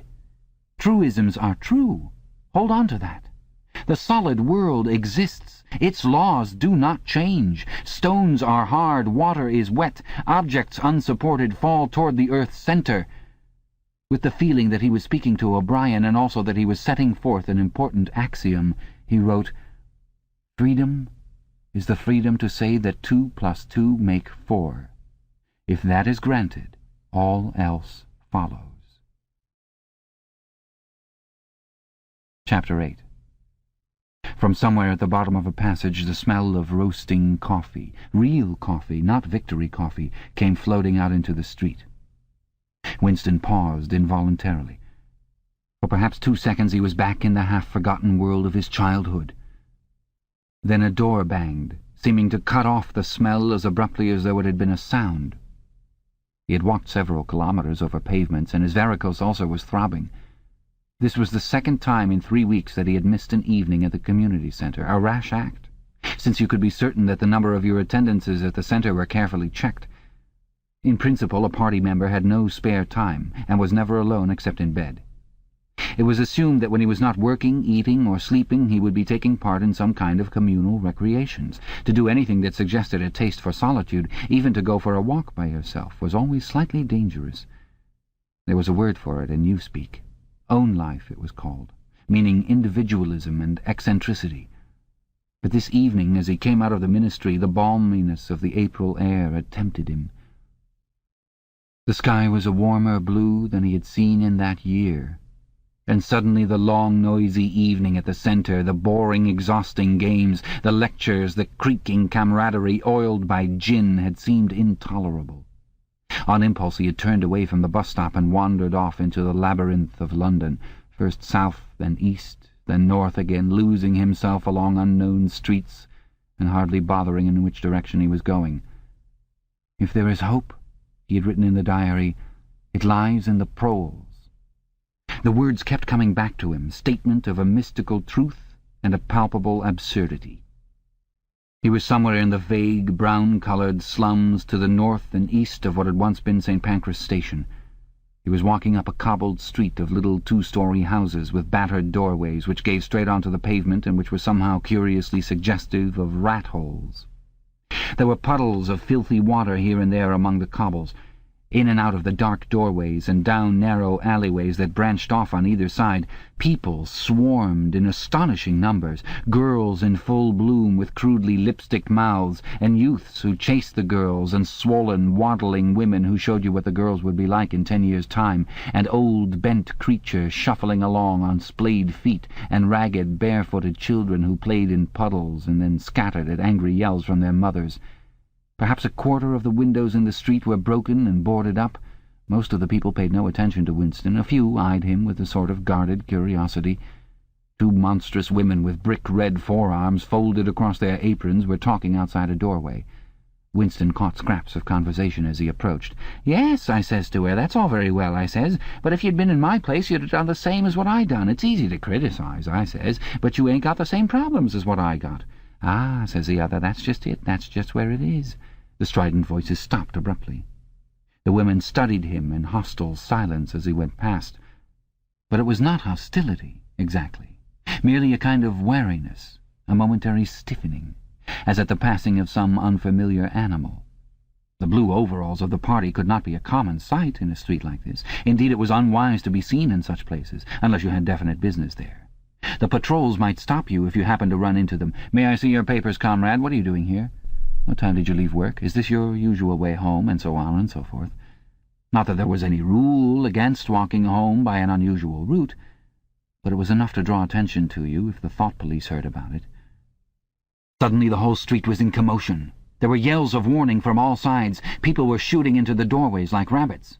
A young woman leapt out of a doorway a little ahead of Winston, grabbed up a tiny child playing in a puddle, whipped her apron about it, and leapt back again, all in one movement. At the same instant, a man in a concertina-like black suit, who had emerged from a side alley, ran toward Winston, pointing excitedly to the sky.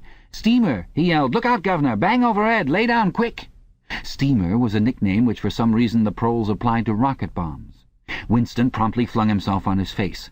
The proles were nearly always right when they gave you a warning of this kind. They seemed to possess some kind of instinct which told them several seconds in advance when a rocket was coming, although the rocket supposedly travelled faster than sound. Winston clasped his forearms about his head. There was a roar that seemed to make the pavement heave. A shower of light objects pattered onto his back. When he stood up, he found that he was covered with fragments of glass from the nearest window. He walked on. The bomb had demolished a group of houses 200 meters up the street. A black plume of smoke hung in the sky, and below it a cloud of plaster dust, in which a crowd was already forming round the ruins. There was a little pile of plaster lying on the pavement ahead of him, and in the middle of it he could see a bright red streak. When he got up to it, he saw that it was a human hand, severed at the wrist. Apart from the bloody stump, the hand was so completely whitened as to resemble a plaster cast. He kicked the thing into the gutter, and then, to avoid the crowd, turned down a side street to the right. Within 3 or 4 minutes he was out of the area which the bomb had affected, and the sordid, swarming life of the streets was going on as though nothing had happened. It was nearly 20 hours, and the drinking shops which the proles frequented, pubs they called them, were choked with customers. From their grimy swing doors, endlessly opening and shutting, there came forth a smell of urine, sawdust, and sour beer. In an angle formed by a projecting house front, 3 men were standing very close together, the middle one of them holding a folded-up newspaper which the other 2 were studying over his shoulders. Even before he was near enough to make out the expression on their faces, Winston could see absorption in every line of their bodies. It was obviously some serious piece of news that they were reading. He was a few paces away from them when suddenly the group broke up, and 2 of the men were in a violent altercation. For a moment they seemed almost on the point of blows. "Can't you bleeding well listen to what I say? I tell you no number ending in 7 ain't won for over 14 months. "Yes, it has, then." "No, it has not.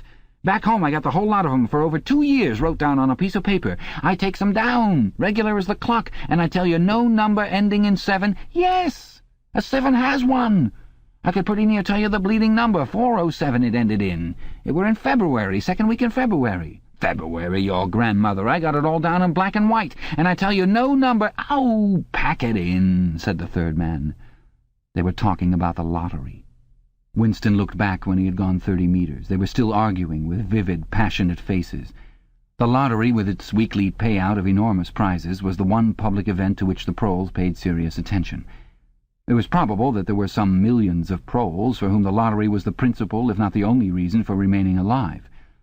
It was their delight, their folly, their anodyne, their intellectual stimulant. Where the lottery was concerned, even people who could barely read and write seemed capable of intricate calculations and staggering feats of memory. There was a whole tribe of men who made a living simply by selling systems, forecasts, and lucky amulets. Winston had nothing to do with the running of the lottery, which was managed by the Ministry of Plenty, but he was aware, indeed everyone in the party was aware, that the prizes were largely imaginary. Only small sums were actually paid out, the winners of the big prizes being non-existent persons. In the absence of any real intercommunication between one part of Oceania and another, this was not difficult to arrange. But if there was hope, it lay in the proles. You had to cling on to that. When you put it in words, it sounded reasonable. It was when you looked at the human beings passing you on the pavement that it became an act of faith. The street into which he had turned ran downhill. He had a feeling that he had been in this neighborhood before, and that there was a main thoroughfare not far away. From somewhere ahead came a din of shouting voices. The street took a sharp turn and then ended in a flight of steps, which led down into a sunken alley where a few stall-keepers were selling tired-looking vegetables. At this moment Winston remembered where he was. The alley led out into the main street, and down the next turning, not 5 minutes away, was the junk shop where he had bought the blank book which was now his diary. And in a small stationer's shop not far away he had bought his penholder and his bottle of ink. He paused for a moment at the top of the steps.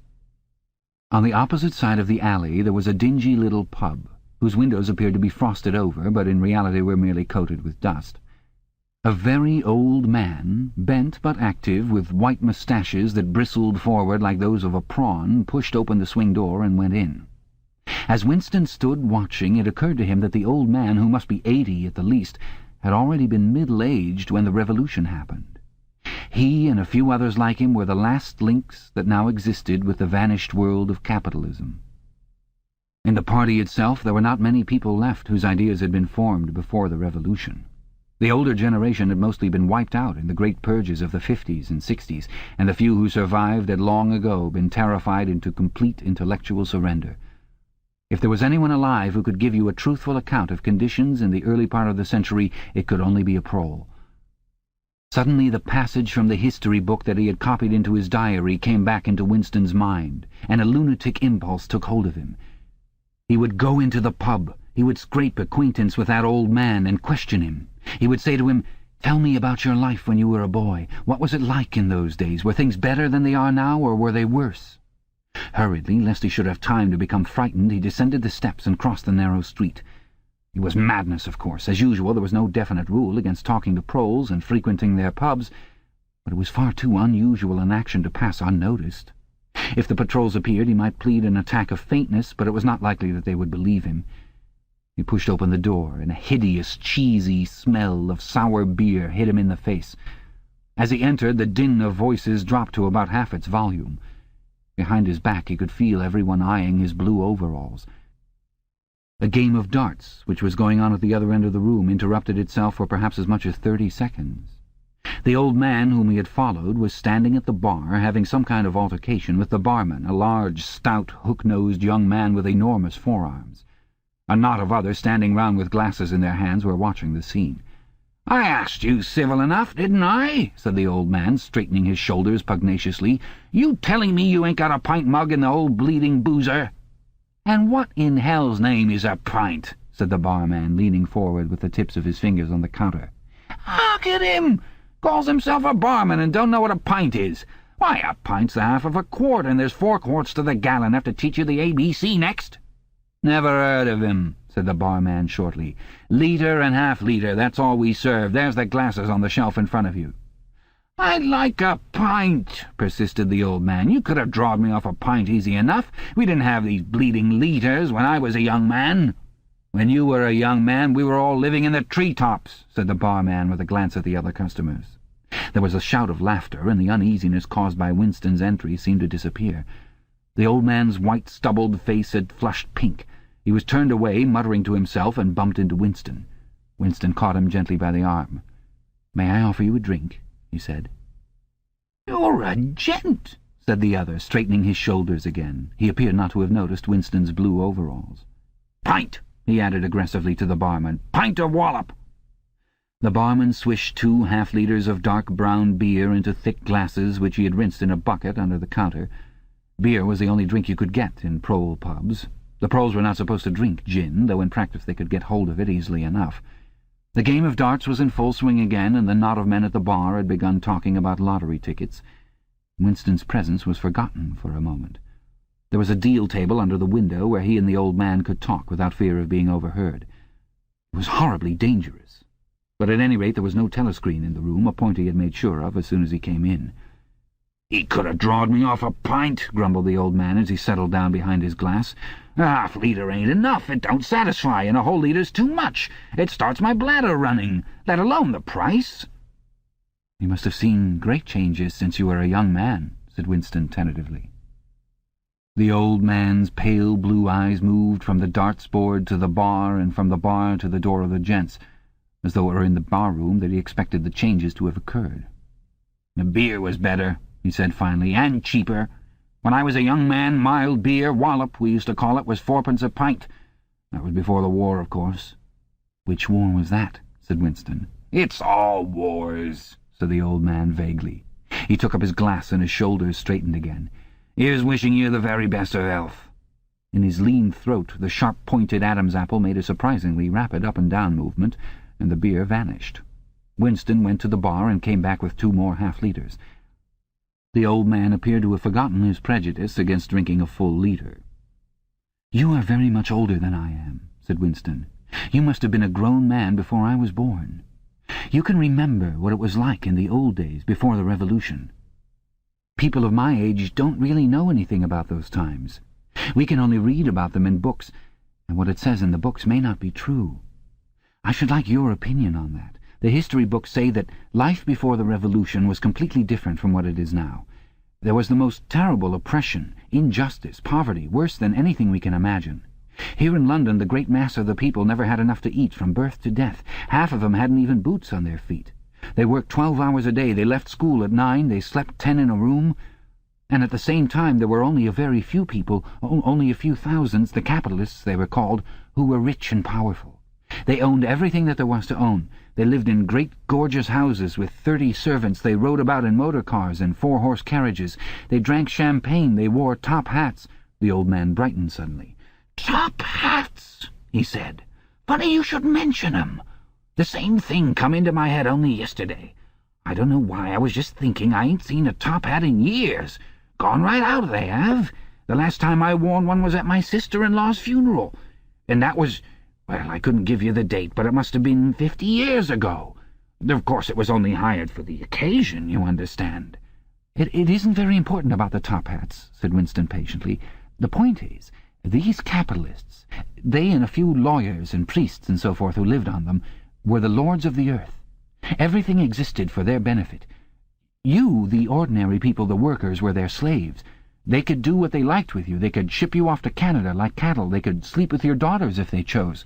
They could order you to be flogged with something called a cat-o'-nine-tails. You had to take your cap off when you passed them. Every capitalist went about with a gang of lackeys who—" The old man brightened again. "Lackeys," he said. "Now there's a word I ain't heard ever since so long. Lackeys! That regular takes me back, that does. I recollect, donkeys years ago, I used to sometimes go to Hyde Park of a Sunday afternoon to hear the blokes making speeches. Salvation Army, Roman Catholics, Jews, Indians, all sorts there was. And there was one bloke— well, I couldn't give you his name, but a real powerful speaker he was. He didn't half give it to him. 'Lackeys,' he says, 'lackeys of the bourgeoisie, flunkies of the ruling class, parasites,' that was another of them, and hyenas. He definitely called them hyenas. Of course, he was referring to the Labour Party, you understand." Winston had the feeling that they were talking at cross purposes. "What I really wanted to know was this," he said. "Do you feel that you have more freedom now than you had in those days? Are you treated more like a human being?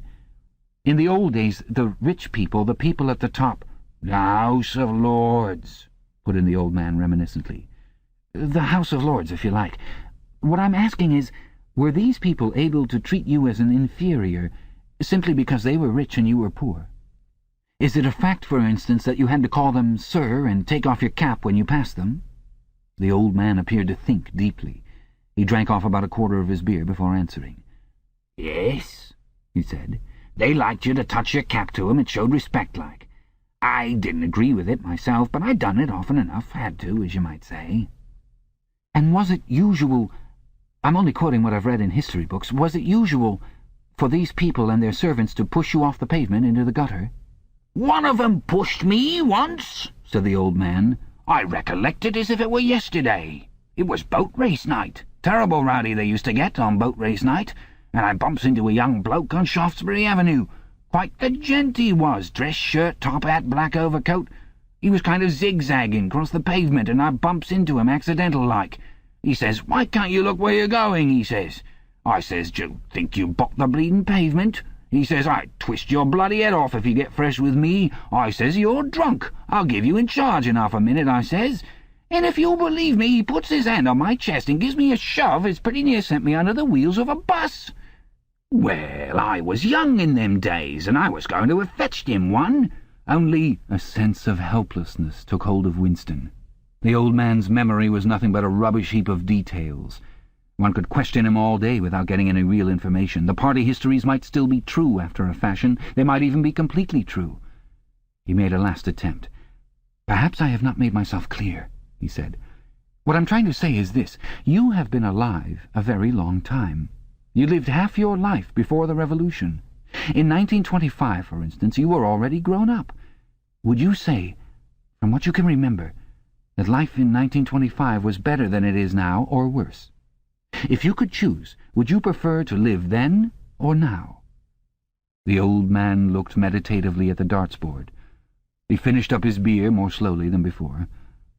When he spoke, it was with a tolerant, philosophic air, as though the beer had mellowed him. "I know what you'd expect me to say," he said. "You expect me to say as I'd sooner be young again.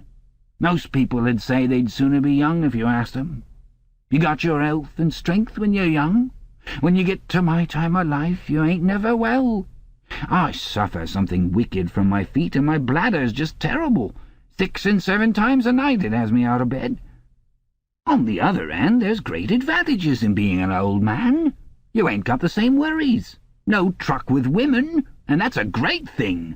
I ain't had a woman for near on 30 year, if you'd credit me, nor wanted to, what's more." Winston sat back against the windowsill. There was no use going on. He was about to buy some more beer when the old man suddenly got up and shuffled rapidly into the stinking urinal at the side of the room. The extra half-liter was already working on him. Winston sat for a minute or two gazing at his empty glass, and hardly noticed when his feet carried him out into the street again. Within 20 years at the most, he reflected, the huge and simple question, was life better before the Revolution than it is now, would have ceased once and for all to be answerable. But in effect it was unanswerable even now, since the few scattered survivors from the ancient world were incapable of comparing one age with another. They remembered a million useless things, a quarrel with a workmate, a hunt for a lost bicycle pump, the expression on a long-dead sister's face, the swirls of dust on a windy morning 70 years ago. but all the relevant facts were outside the range of their vision. They were like the ant, which can see small objects but not large ones. And when memory failed and written records were falsified, when that happened, the claim of the party to have improved the conditions of human life had got to be accepted, because there did not exist, and never again could exist, any standard against which it could be tested. At this moment his train of thought stopped abruptly. He halted and looked up. It was in a narrow street with a few dark little shops interspersed among dwelling houses. Immediately above his head there hung 3 discoloured metal balls, which looked as if they had once been gilded. He seemed to know the place. Of course! He was standing outside the junk shop where he had bought the diary. A twinge of fear went through him. It had been a sufficiently rash act to buy the book in the beginning, and he had sworn never to come near the place again. And yet the instant that he allowed his thoughts to wander, his feet had brought him back here of their own accord. It was precisely against suicidal impulses of this kind that he had hoped to guard himself by opening the diary. At the same time, he noticed that although it was nearly 21 hours, the shop was still open. With the feeling that he would be less conspicuous inside than hanging about on the pavement, he stepped through the doorway. If questioned, he could plausibly say that he was trying to buy razor blades. The proprietor had just lighted a hanging oil lamp which gave off an unclean but friendly smell. He was a man of perhaps 60, frail and bowed, with a long, benevolent nose and mild eyes distorted by thick spectacles. His hair was almost white, but his eyebrows were bushy and still black. His spectacles, his gentle, fussy movements, and the fact that he was wearing an aged jacket of black velvet gave him a vague air of intellectuality, as though he had been some kind of literary man, or perhaps a musician. His voice was soft, as though faded, and his accent less debased than that of the majority of proles. "I recognized you on the pavement," he said immediately. "You're the gentleman that bought the young lady's keepsake album. That was a beautiful bit of paper, that was. Cream laid, it used to be called. There's been no paper like that made for, I dare say 50 years. He peered at Winston over the top of his spectacles. "Is there anything special I can do for you, or did you just want to look around?" "I was passing," said Winston vaguely. "I just looked in. I don't want anything in particular." "It's just as well," said the other, "because I don't suppose I could have satisfied you." He made an apologetic gesture with his soft-palmed hand. "You see how it is. An empty shop, you might say. Between you and me, the antique trade's just about finished. No demand any longer, and no stock either. Furniture, china, glass, it's all been broken up by degrees. And, of course, the metal stuff's mostly been melted down. I haven't seen a brass candlestick in years." The tiny interior of the shop was in fact uncomfortably full, but there was almost nothing in it of the slightest value. The floor space was very restricted, because all round the walls were stacked innumerable dusty picture frames. In the window there were trays of nuts and bolts, worn-out chisels, penknives with broken blades, tarnished watches that did not even pretend to be in going order, and other miscellaneous rubbish. Only on a small table in the corner was there a litter of odds and ends, lacquered snuff-boxes, agate brooches, and the like, which looked as though they might include something interesting. As Winston wandered toward the table, his eye was caught by a round, smooth thing that gleamed softly in the lamplight, and he picked it up. It was a heavy lump of glass, curved on one side, flat on the other, making almost a hemisphere. There was a peculiar softness, as of rainwater, in both the colour and the texture of the glass. At the heart of it, magnified by the curved surface, there was a strange pink, convoluted object that recalled a rose or a sea anemone. "What is it?" said Winston, fascinated. "That's coral, that is," said the old man. "It must have come from the Indian Ocean. They used to kind of embed it in the glass. That wasn't made less than 100 years ago. More, by the look of it." "It's a beautiful thing," said Winston. "It is a beautiful thing," said the other appreciatively, "but there's not many that'd say so nowadays." He coughed. "Now, if it so happened that you wanted to buy it, that'd cost you $4. I can remember when a thing like that would have fetched £8, and £8 was... Well, I can't work it out, but it was a lot of money. But who cares about genuine antiques nowadays, even the few that's left?" Winston immediately paid over the $4 and slid the coveted thing into his pocket. What appealed to him about it was not so much its beauty as the air it seemed to possess of belonging to an age quite different from the present one. The soft, rain-watery glass was not like any glass that he had ever seen. The thing was doubly attractive because of its apparent uselessness, though he could guess that it must once have been intended as a paperweight. It was very heavy in his pocket, but fortunately it did not make much of a bulge. It was a queer thing, even a compromising thing, for a party member to have in his possession. Anything old, and for that matter anything beautiful, was always vaguely suspect. The old man had grown noticeably more cheerful after receiving the $4. Winston realized that he would have accepted 3 or even 2. "There's another room upstairs that you might care to take a look at," he said. "There's not much in it, just a few pieces. We'll do with a light if we're going upstairs." He lit another lamp and with bowed back led the way slowly up the steep and worn stairs and along a tiny passage into a room which did not give on the street, but looked out on a cobbled yard and a forest of chimney-pots. Winston noticed that the furniture was still arranged as though the room were meant to be lived in. There was a strip of carpet on the floor, a picture or two on the walls, and a deep, slatternly armchair drawn up to the fireplace. An old-fashioned glass clock with a 12-hour face was ticking away on the mantelpiece. Under the window, and occupying nearly a quarter of the room, was an enormous bed with a mattress still on it. "We lived here till my wife died," said the old man, half apologetically. "I'm selling the furniture off by little and little. Now, that's a beautiful mahogany bed, or at least it would be if you could get the bugs out of it. But I dare say you'd find it a little bit cumbersome." He was holding the lamp high up, so as to illumine the whole room, and in the warm, dim light the place looked curiously inviting. The thought flitted through Winston's mind that it would probably be quite easy to rent the room for a few dollars a week, if he dared to take the risk.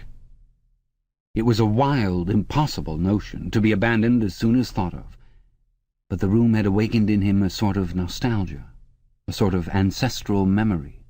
It seemed to him that he knew exactly what it felt like to sit in a room like this, in an armchair beside an open fire with your feet in the fender and a kettle on the hob, utterly alone, utterly secure, with nobody watching you, no voice pursuing you, no sound except the singing of the kettle and the friendly ticking of the clock. "There's no telescreen," he could not help murmuring. "Ah," said the old man, "I never had one of those things. Too expensive. And I never seemed to feel the need of it somehow. Now, that's a nice gate-leg table in the corner there, though of course you'd have to put new hinges on it if you wanted to use the flaps." There was a small bookcase in the other corner, and Winston had already gravitated toward it. It contained nothing but rubbish. The hunting down and destruction of books had been done with the same thoroughness in the prole quarters as everywhere else. It was very unlikely that there existed anywhere in Oceania a copy of a book printed earlier than 1960. The old man, still carrying the lamp, was standing in front of a picture in a rosewood frame, which hung on the other side of the fireplace, opposite the bed. "Now, if you happen to be interested in old prints at all," he began delicately. Winston came across to examine the picture. It was a steel engraving of an oval building with rectangular windows and a small tower in front. There was a railing running round the building, and at the rear end there was what appeared to be a statue. Winston gazed at it for some moments. It seemed vaguely familiar, though he did not remember the statue. "The frame's fixed to the wall," said the old man, "but I could unscrew it for you, I dare say." "I know that building," said Winston finally. "It's a ruin now. It's in the middle of the street outside the Palace of Justice." "That's right, outside the law courts. It was bombed in... many years ago. It was a church at one time. St. Clement's Dane, its name was." He smiled apologetically, as though conscious of saying something slightly ridiculous, and added, "Oranges and lemons say the bells of St. Clement's." "What's that?" said Winston. "Oh, oranges and lemons say the bells of St. Clement's. That was a rhyme we had when I was a little boy. How it goes on I don't remember, but I do know it ended up, here comes a candle to light you to bed, here comes a chopper to chop off your head. It was a kind of dance. They held out their arms for you to pass under, and when they came to here comes a chopper to chop off your head, they brought their arms down and caught you. It was just names of churches. All the London churches were in it, all the principal ones, that is." Winston wondered vaguely to what century the church belonged. It was always difficult to determine the age of a London building. Anything large and impressive, if it was reasonably new in appearance, was automatically claimed as having been built since the Revolution, while anything that was obviously of earlier date was ascribed to some dim period called the Middle Ages. The centuries of capitalism were held to have produced nothing of any value. One could not learn history from architecture any more than one could learn it from books. Statues, inscriptions, memorial stones, the names of streets, anything that might throw light upon the past had been systematically altered. "I never knew it had been a church," he said.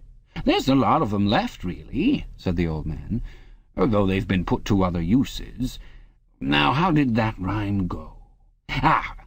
I've got it. Oranges and lemons, say the bells of St. Clement's. You owe me 3 farthings, say the bells of St. Martin's. There, now that's as far as I can get. A farthing, that was a small copper coin, looked something like a cent." "Where was St. Martin's?" said Winston. "St. Martin's? Well, that's still standing. It's in Victory Square, alongside the picture gallery. A building with a kind of triangular porch and pillars in front and a big flight of steps." Winston knew the place well. It was a museum used for propaganda displays of various kinds, scale models of rocket bombs and floating fortresses, waxwork tableaus illustrating enemy atrocities and the like. "St. Martin's in the Fields, it used to be called," supplemented the old man, "though I don't recollect any fields anywhere in those parts." Winston did not buy the picture. It would have been an even more incongruous possession than the glass paperweight, and impossible to carry home unless it were taken out of its frame. But he lingered for some minutes more, talking to the man whose name he discovered was not Weeks, as one might have gathered from the inscription over the shop front, but Charrington. Mr. Charrington, it seemed, was a widower, aged 63, and had inhabited this shop for 30 years. Throughout that time he had been intending to alter the name over the window, but had never quite got to the point of doing it. All the while that they were talking, the half-remembered rhyme kept running through Winston's head. "Oranges and lemons, say the bells of St. Clement's. You owe me 3 farthings, say the bells of St. Martin's." It was curious, but when you said it to yourself, you had the illusion of actually hearing bells, the bells of a lost London that still existed somewhere or other, disguised and forgotten. From one ghostly steeple after another he seemed to hear them pealing forth. Yet so far as he could remember, he had never, in real life, heard church bells ringing. He got away from Mr. Charrington and went down the stairs alone, so as not to let the old man see him reconnoitring the street before stepping out of the door. He had already made up his mind that after a suitable interval, a month, say, he would take the risk of visiting the shop again. It was perhaps not more dangerous than shirking an evening at the centre. The serious piece of folly had been to come back here in the first place, after buying the diary, and without knowing whether the proprietor of the shop could be trusted. However, yes, he thought again, he would come back. He would buy further scraps of beautiful rubbish. He would buy the engraving of St. Clement's Dane, take it out of its frame and carry it home concealed under the jacket of his overalls. He would drag the rest of that poem out of Mr. Charrington's memory. Even the lunatic project of renting the room upstairs flashed momentarily through his mind again. For perhaps 5 seconds, exaltation made him careless, and he stepped out onto the pavement without so much as a preliminary glance through the window.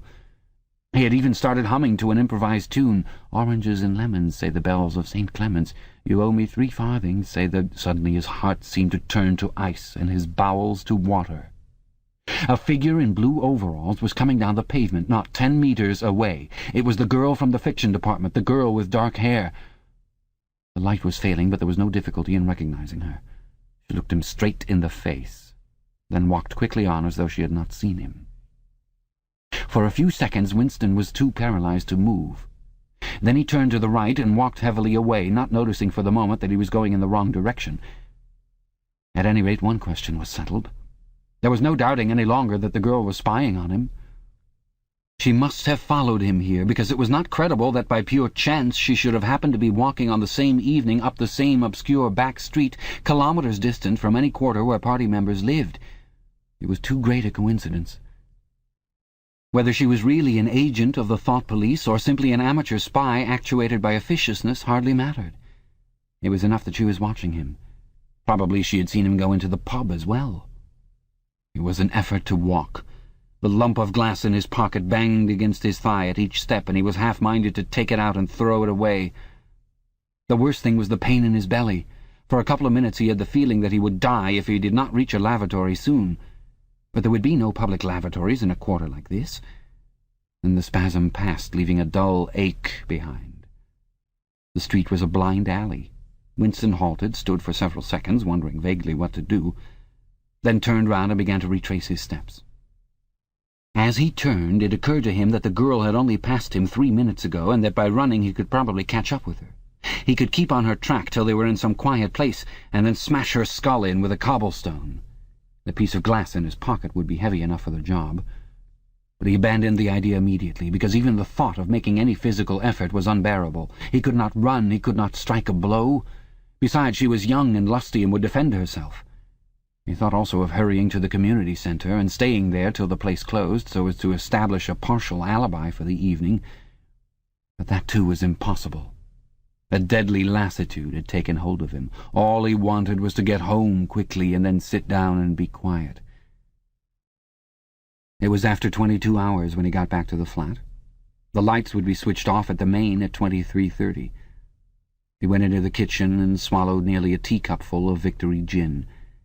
Then he went to the table in the alcove, sat down and took the diary out of the drawer. But he did not open it at once. From the telescreen a brassy female voice was squalling a patriotic song. He sat staring at the marbled cover of the book, trying without success to shut the voice out of his consciousness. It was at night that they came for you. Always at night. The proper thing was to kill yourself before they got you. Undoubtedly some people did so. Many of the disappearances were actually suicides. But it needed desperate courage to kill yourself in a world where firearms or any quick and certain poison were completely unprocurable. He thought with a kind of astonishment of the biological uselessness of pain and fear, the treachery of the human body which always freezes into inertia at exactly the moment when a special effort is needed. He might have silenced the dark-haired girl if only he had acted quickly enough, but precisely because of the extremity of his danger he had lost the power to act. It struck him that in moments of crisis one is never fighting against an external enemy, but always against one's own body. Even now, in spite of the gin, the dull ache in his belly made consecutive thought impossible. And it is the same, he perceived, in all seemingly heroic or tragic situations. On the battlefield, in the torture chamber, on a sinking ship, the issues that you are fighting for are always forgotten, because the body swells up until it fills the universe, and even when you are not paralyzed by fright or screaming with pain, life is a moment-to-moment struggle against hunger or cold or sleeplessness, against a sour stomach or an aching tooth. He opened the diary. It was important to write something down. The woman on the telescreen had started a new song. Her voice seemed to stick into his brain like jagged splinters of glass. He tried to think of O'Brien, for whom or to whom the diary was written, but instead he began thinking of the thing that would happen to him after the thought police took him away. It would not matter if they killed you at once. To be killed was what you expected. But before death nobody spoke of such things, yet everybody knew of them. There was the routine of confession that had to be gone through, the grovelling on the floor and screaming for mercy, the crack of broken bones, the smashed teeth and bloody clots of hair. Why did you have to endure it, since the end was always the same? Why was it not possible to cut a few days or weeks out of your life? Nobody ever escaped detection, and nobody ever failed to confess. When once you had succumbed to thought crime, it was certain that by a given date you would be dead. Why then did that horror which altered nothing have to lie embedded in future time? He tried, with a little more success than before, to summon up the image of O'Brien. "We shall meet in the place where there is no darkness," O'Brien had said to him. He knew what it meant, or thought he knew. The place where there is no darkness was the imagined future, which one would never see, but which by foreknowledge one could mystically share in. But with the voice from the telescreen nagging at his ears, he could not follow the train of thought further. He put a cigarette in his mouth. Half the tobacco promptly fell out onto his tongue, a bitter dust which was difficult to spit out again. The face of Big Brother swam into his mind, displacing that of O'Brien. Just as he had done a few days earlier, he slid a coin out of his pocket and looked at it. The face gazed up at him, heavy, calm, protecting. But what kind of smile was hidden beneath the dark mustache? Like a leaden knell, the words came back at him. War is peace. Freedom is slavery. Ignorance is strength. Part 2. It was the middle of the morning, and Winston had left his cubicle to go to the lavatory. A solitary figure was coming toward him from the other end of the long, brightly lit corridor. It was the girl with dark hair. 4 days had gone past since the evening when he had run into her outside the junk shop. As she came nearer, he saw that her right arm was in a sling, not noticeable at a distance because it was of the same colour as her overalls. Probably she had crushed her hand while swinging round one of the big kaleidoscopes on which the plots of novels were roughed in. It was a common accident in the fiction department. They were perhaps 4 meters apart when the girl stumbled and fell almost flat on her face. A sharp cry of pain was wrung out of her. She must have fallen right on the injured arm. Winston stopped short. The girl had risen to her knees.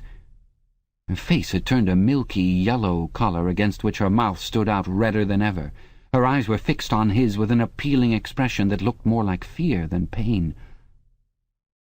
A curious emotion stirred in Winston's heart. In front of him was an enemy who was trying to kill him. In front of him also was a human creature, in pain and perhaps with a broken bone. Already he had instinctively started forward to help her. In the moment when he had seen her fall on the bandaged arm, it had been as though he felt the pain in his own body. "You're hurt?" he said. "It's nothing. My arm. It'll be all right in a second." She spoke as though her heart were fluttering. She had certainly turned very pale. "You haven't broken anything?" "No, I'm all right. It hurt for a moment, that's all." She held out her free hand to him, and he helped her up. She had regained some of her colour and appeared very much better. "It's nothing," she repeated shortly. "I only gave my wrist a bit of a bang. Thanks, comrade." And with that she walked on in the direction in which she had been going as briskly as though it had really been nothing. The whole incident could not have taken as much as half a minute. Not to let one's feelings appear in one's face was a habit that had acquired the status of an instinct, and in any case they had been standing straight in front of a telescreen when the thing happened. Nevertheless, it had been very difficult not to betray a momentary surprise, for in the 2 or 3 seconds while he was helping her up, the girl had slipped something into his hand. There was no question that she had done it intentionally. It was something small and flat. As he passed through the lavatory door, he transferred it to his pocket and felt it with the tips of his fingers. It was a scrap of paper folded into a square. While he stood at the urinal, he managed, with a little more fingering, to get it unfolded. Obviously there must be a message of some kind written on it. For a moment he was tempted to take it into one of the water closets and read it at once. But that would be shocking folly, as he well knew. There was no place where you could be more certain that the telescreens were watched continuously. He went back to his cubicle, sat down, threw the fragment of paper casually among the other papers on the desk, put on his spectacles, and hitched the speakwrite toward him. 5 minutes, he told himself, 5 minutes at the very least. His heart bumped in his breast with frightening loudness. Fortunately, the piece of work he was engaged on was mere routine, the rectification of a long list of figures not needing close attention. Whatever was written on the paper, it must have some kind of political meaning. So far as he could see, there were 2 possibilities. One, much the more likely, was that the girl was an agent of the thought police, just as he had feared. He did not know why the thought police should choose to deliver their messages in such a fashion, but perhaps they had their reasons. The thing that was written on the paper might be a threat, a summons, an order to commit suicide, a trap of some description. But there was another, wilder possibility that kept raising its head, though he tried vainly to suppress it. This was that the message did not come from the thought police at all, but from some kind of underground organization. Perhaps the Brotherhood existed after all. Perhaps the girl was part of it. No doubt the idea was absurd, but it had sprung into his mind in the very instant of feeling the scrap of paper in his hand. It was not till a couple of minutes later that the other, more probable explanation had occurred to him. And even now, though his intellect told him that the message probably meant death, still that was not what he believed. And the unreasonable hope persisted, and his heart banged, and it was with difficulty that it kept his voice from trembling as he murmured his figures into the speakwrite. He rolled up the completed bundle of work and slid it into the pneumatic tube. 8 minutes had gone by. He readjusted his spectacles on his nose, sighed, and drew the next batch of work toward him with the scrap of paper on top of it. He flattened it out. On it was written in large, unformed handwriting, I love you. For several seconds he was too stunned even to throw the incriminating thing into the memory hole. When he did so, although he knew very well the danger of showing too much interest, he could not resist reading it once again, just to make sure that the words were really there. For the rest of the morning it was very difficult to work. What was even worse than having to focus his mind on a series of niggling jobs was the need to conceal his agitation from the telescreen. He felt as though a fire were burning in his belly. Lunch in the hot, crowded, noise-filled canteen was torment. He had hoped to be alone for a little while during the lunch hour, but as bad luck would have it, the imbecile Parsons flopped down beside him, the tang of his sweat almost defeating the tinny smell of stew, and kept up a stream of talk about the preparations for Hate Week. He was particularly enthusiastic about a papier-mâché model of Big Brother's head 2 meters wide, which was being made for the occasion by his daughter's troop of spies. The irritating thing was that in the racket of voices Winston could hardly hear what Parsons was saying, and was constantly having to ask for some fatuous remark to be repeated. Just once he caught a glimpse of the girl, at a table with 2 other girls at the far end of the room. She appeared not to have seen him, and he did not look in that direction again. The afternoon was more bearable. Immediately after lunch there arrived a delicate, difficult piece of work, which would take several hours and necessitated putting everything else aside. It consisted in falsifying a series of production reports of 2 years ago in such a way as to cast discredit on a prominent member of the inner party who was now under a cloud. This was the kind of thing that Winston was good at, and for more than 2 hours he succeeded in shutting the girl out of his mind altogether. Then the memory of her face came back, and with it a raging, intolerable desire to be alone. Until he could be alone, it was impossible to think this new development out. Tonight was one of his nights at the community centre. He wolfed another tasteless meal in the canteen, hurried off to the centre, took part in the solemn foolery of a discussion group, played 2 games of table tennis, swallowed several glasses of gin, and sat for half an hour through a lecture entitled Ingsoc in Relation to Chess. His soul writhed with boredom, but for once he had had no impulse to shirk his evening at the centre.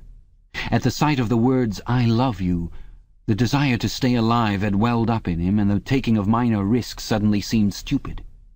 It was not till 23 hours, when he was home and in bed, and in the darkness where you were safe even from the telescreen so long as you kept silent, that he was able to think continuously.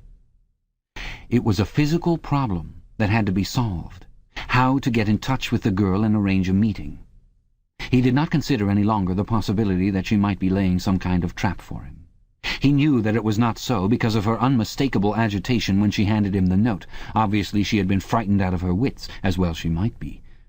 Nor did the idea of refusing her advances even cross his mind. Only 5 nights ago he had contemplated smashing her skull in with a cobblestone, but that was of no importance. He thought of her naked, youthful body as he had seen it in his dream. He had imagined her a fool like all the rest of them, her head stuffed with lies and hatred, her belly full of ice. A kind of fever seized him at the thought that he might lose her, the white, youthful body might slip away from him. What he feared more than anything else was that she would simply change her mind if he did not get in touch with her quickly. But the physical difficulty of meeting was enormous. It was like trying to make a move at chess when you were already mated. Whichever way you turned, the telescreen faced you. Actually, all the possible ways of communicating with her had occurred to him within 5 minutes of reading the note, but now, with time to think, he went over them one by one, as though laying out a row of instruments on a table. Obviously, the kind of encounter that had happened this morning could not be repeated. If she had worked in the records department, it might have been comparatively simple, but he had only a very dim idea whereabouts in the building the fiction department lay, and he had no pretext for going there. If he had known where she lived, and at what time she left work, he could have contrived to meet her somewhere on her way home. But to try to follow her home was not safe, because it would mean loitering about outside the ministry, which was bound to be noticed. As for sending a letter through the mails, it was out of the question. By a routine that was not even secret, all letters were opened in transit. Actually, few people ever wrote letters. For the message that it was occasionally necessary to send, there were printed postcards with long lists of phrases, and you struck out the ones that were inapplicable. In any case, he did not know the girl's name, let alone her address. Finally, he decided that the safest place was the canteen. If he could get her at a table by herself, Somewhere in the middle of the room, not too near the telescreens, and with a sufficient buzz of conversation all round, if these conditions endured for, say, 30 seconds, it might be possible to exchange a few words. For a week after this, life was like a restless dream. On the next day she did not appear in the canteen until he was leaving it, the whistle having already blown. Presumably she had been changed onto a later shift. They passed each other without a glance. On the day after that she was in the canteen at the usual time, but with 3 other girls and immediately under a telescreen. Then for 3 dreadful days she did not appear at all.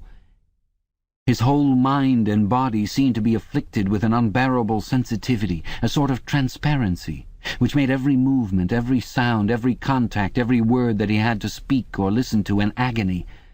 Even in his sleep he could not altogether escape from her image. He did not touch the diary during those days. If there was any relief, it was in his work, in which he could sometimes forget himself for 10 minutes at a stretch. He had absolutely no clue as to what had happened to her. There was no inquiry he could make. She might have been vaporized. She might have committed suicide. She might have been transferred to the other end of Oceania. Worst and likeliest of all, she might simply have changed her mind and decided to avoid him. The next day she reappeared. Her arm was out of the sling, and she had a band of sticking plaster round her wrist. The relief of seeing her was so great that he could not resist staring directly at her for several seconds. On the following day he very nearly succeeded in speaking to her. When he came into the canteen she was sitting at a table well out from the wall and was quite alone. It was early and the place was not very full. The queue edged forward till Winston was almost at the counter, then was held up for 2 minutes because someone in front was complaining that he had not received his tablet of saccharin. But the girl was still alone when Winston secured his tray and began to make for her table. He walked casually toward her, his eyes searching for a place at some table beyond her. She was perhaps 3 meters away from him. Another 2 seconds would do it. Then a voice behind him called, "Smith!" He pretended not to hear. "Smith!" repeated the voice more loudly. It was no use. He turned round. A blonde-headed, silly-faced young man named Wilshire, whom he barely knew, was inviting him with a smile to a vacant place at his table. It was not safe to refuse. After having been recognized, he could not go and sit at a table with an unattended girl. It was too noticeable. He sat down with a friendly smile. The silly blonde face beamed into his. Winston had a hallucination of himself smashing a pickaxe right into the middle of it. The girl's table filled up a few minutes later. But she must have seen him coming toward her, and perhaps she would take the hint. Next day he took care to arrive early. Sure enough, she was at a table in about the same place, and again alone. The person immediately ahead of him in the queue was a small, swiftly moving, beetle-like man with a flat face and tiny, suspicious eyes. As Winston turned away from the counter with his tray, he saw that the little man was making straight for the girl's table. His hopes sank again. There was a vacant place at a table farther away, but something in the little man's appearance suggested that he would be sufficiently attentive to his own comfort to choose the emptiest table. With ice at his heart, Winston followed. It was no use unless he could get the girl alone. At this moment there was a tremendous crash. The little man was sprawling on all fours. His tray had gone flying. 2 streams of soup and coffee were flowing across the floor. He started to his feet with a malignant glance at Winston, whom he evidently suspected of having tripped him up. But it was all right. 5 seconds later, with a thundering heart, Winston was sitting at the girl's table. He did not look at her. He unpacked his tray and promptly began eating. It was all important to speak at once before anyone else came, but now a terrible fear had taken possession of him. A week had gone by since she had first approached. She would have changed her mind. She must have changed her mind. It was impossible that this affair should end successfully. Such things did not happen in real life. He might have flinched altogether from speaking if at this moment he had not seen Ampleforth, the hairy-eared poet, wandering limply round the room with a tray looking for a place to sit down. In his vague way, Ampleforth was attached to Winston and would certainly sit down at his table if he caught sight of him. There was perhaps a minute in which to act. Both Winston and the girl were eating steadily. The stuff they were eating was a thin stew, actually a soup of haricot beans. In a low murmur, Winston began speaking. Neither of them looked up. Steadily they spooned the watery stuff into their mouths, and between spoonfuls exchanged the few necessary words in low, expressionless voices. "What time do you leave work?" 18:30. "Where can we meet?" "Victory Square, near the monument. It's full of telescreens. It doesn't matter if there's a crowd." "Any signal?" "No. Don't come up to me until you see me among a lot of people. And don't look at me, just keep somewhere near me." "What time?" 19 hours. "All right." Ampleforth failed to see Winston and sat down at another table. The girl finished her lunch quickly and made off, while Winston stayed to smoke a cigarette. They did not speak again, and so far as it was possible for two people sitting on opposite sides of the same table, they did not look at one another. Winston was in Victory Square before the appointed time. He wandered around the base of the enormous fluted column, at the top of which Big Brother's statue gazed southward toward the skies where he had vanquished the Eurasian airplanes, the East Asian airplanes it had been a few years ago, in the Battle of Airstrip One. In the street in front of it there was a statue of a man on horseback, which was supposed to represent Oliver Cromwell. At 5 minutes past the hour the girl still had not appeared. Again the terrible fear seized upon Winston. She was not coming. She had changed her mind. He walked slowly up to the north side of the square and got a sort of pale-coloured pleasure from identifying St. Martin's Church, whose bells, when it had bells, had chimed, "You owe me 3 farthings." Then he saw the girl, standing at the base of the monument, reading or pretending to read a poster which ran spirally up the column. It was not safe to go near her until some more people had accumulated. There were telescreens all around the pediment. But at this moment there was a din of shouting and a zoom of heavy vehicles from somewhere to the left. Suddenly everyone seemed to be running across the square. The girl nipped nimbly round the lions at the base of the monument and joined in the rush. Winston followed. As he ran, he gathered from some shouted remarks that a convoy of Eurasian prisoners was passing. Already a dense mass of people was blocking the south side of the square. Winston, at normal times the kind of person who gravitates to the outer edge of any kind of scrimmage, shoved, butted, squirmed his way forward into the heart of the crowd. Soon he was within arm's length of the girl, but the way was blocked by an enormous prole and an almost equally enormous woman, presumably his wife, who seemed to form an impenetrable wall of flesh. Winston wriggled himself sideways and with a violent lunge managed to drive his shoulder between them. For a moment it felt as though his entrails were being ground to pulp between the two muscular hips. Then he had broken through, sweating a little. He was next to the girl. They were shoulder to shoulder, both staring fixedly in front of them. A long line of trucks with wooden-faced guards armed with submachine guns standing upright in each corner was passing slowly down the street. In the trucks little yellow men in shabby greenish uniforms were squatting, jammed close together. Their sad Mongolian faces gazed out over the sides of the trucks, utterly incurious. Occasionally, when a truck jolted, there was a clank-clank of metal. All the prisoners were wearing leg irons. Truckload after truckload of the sad faces passed. Winston knew they were there, but he saw them only intermittently. The girl's shoulder and her right arm down to the elbow were pressed against his. Her cheek was almost near enough for him to feel its warmth. She had immediately taken charge of the situation, just as she had done in the canteen. She began speaking in the same expressionless voice as before, with lips barely moving, a mere murmur easily drowned by the din of voices and the rumbling of the trucks. "Can you hear me?" "Yes." "Can you get Sunday afternoon off?" "Yes." "Then listen carefully. You'll have to remember this. Go to Paddington Station."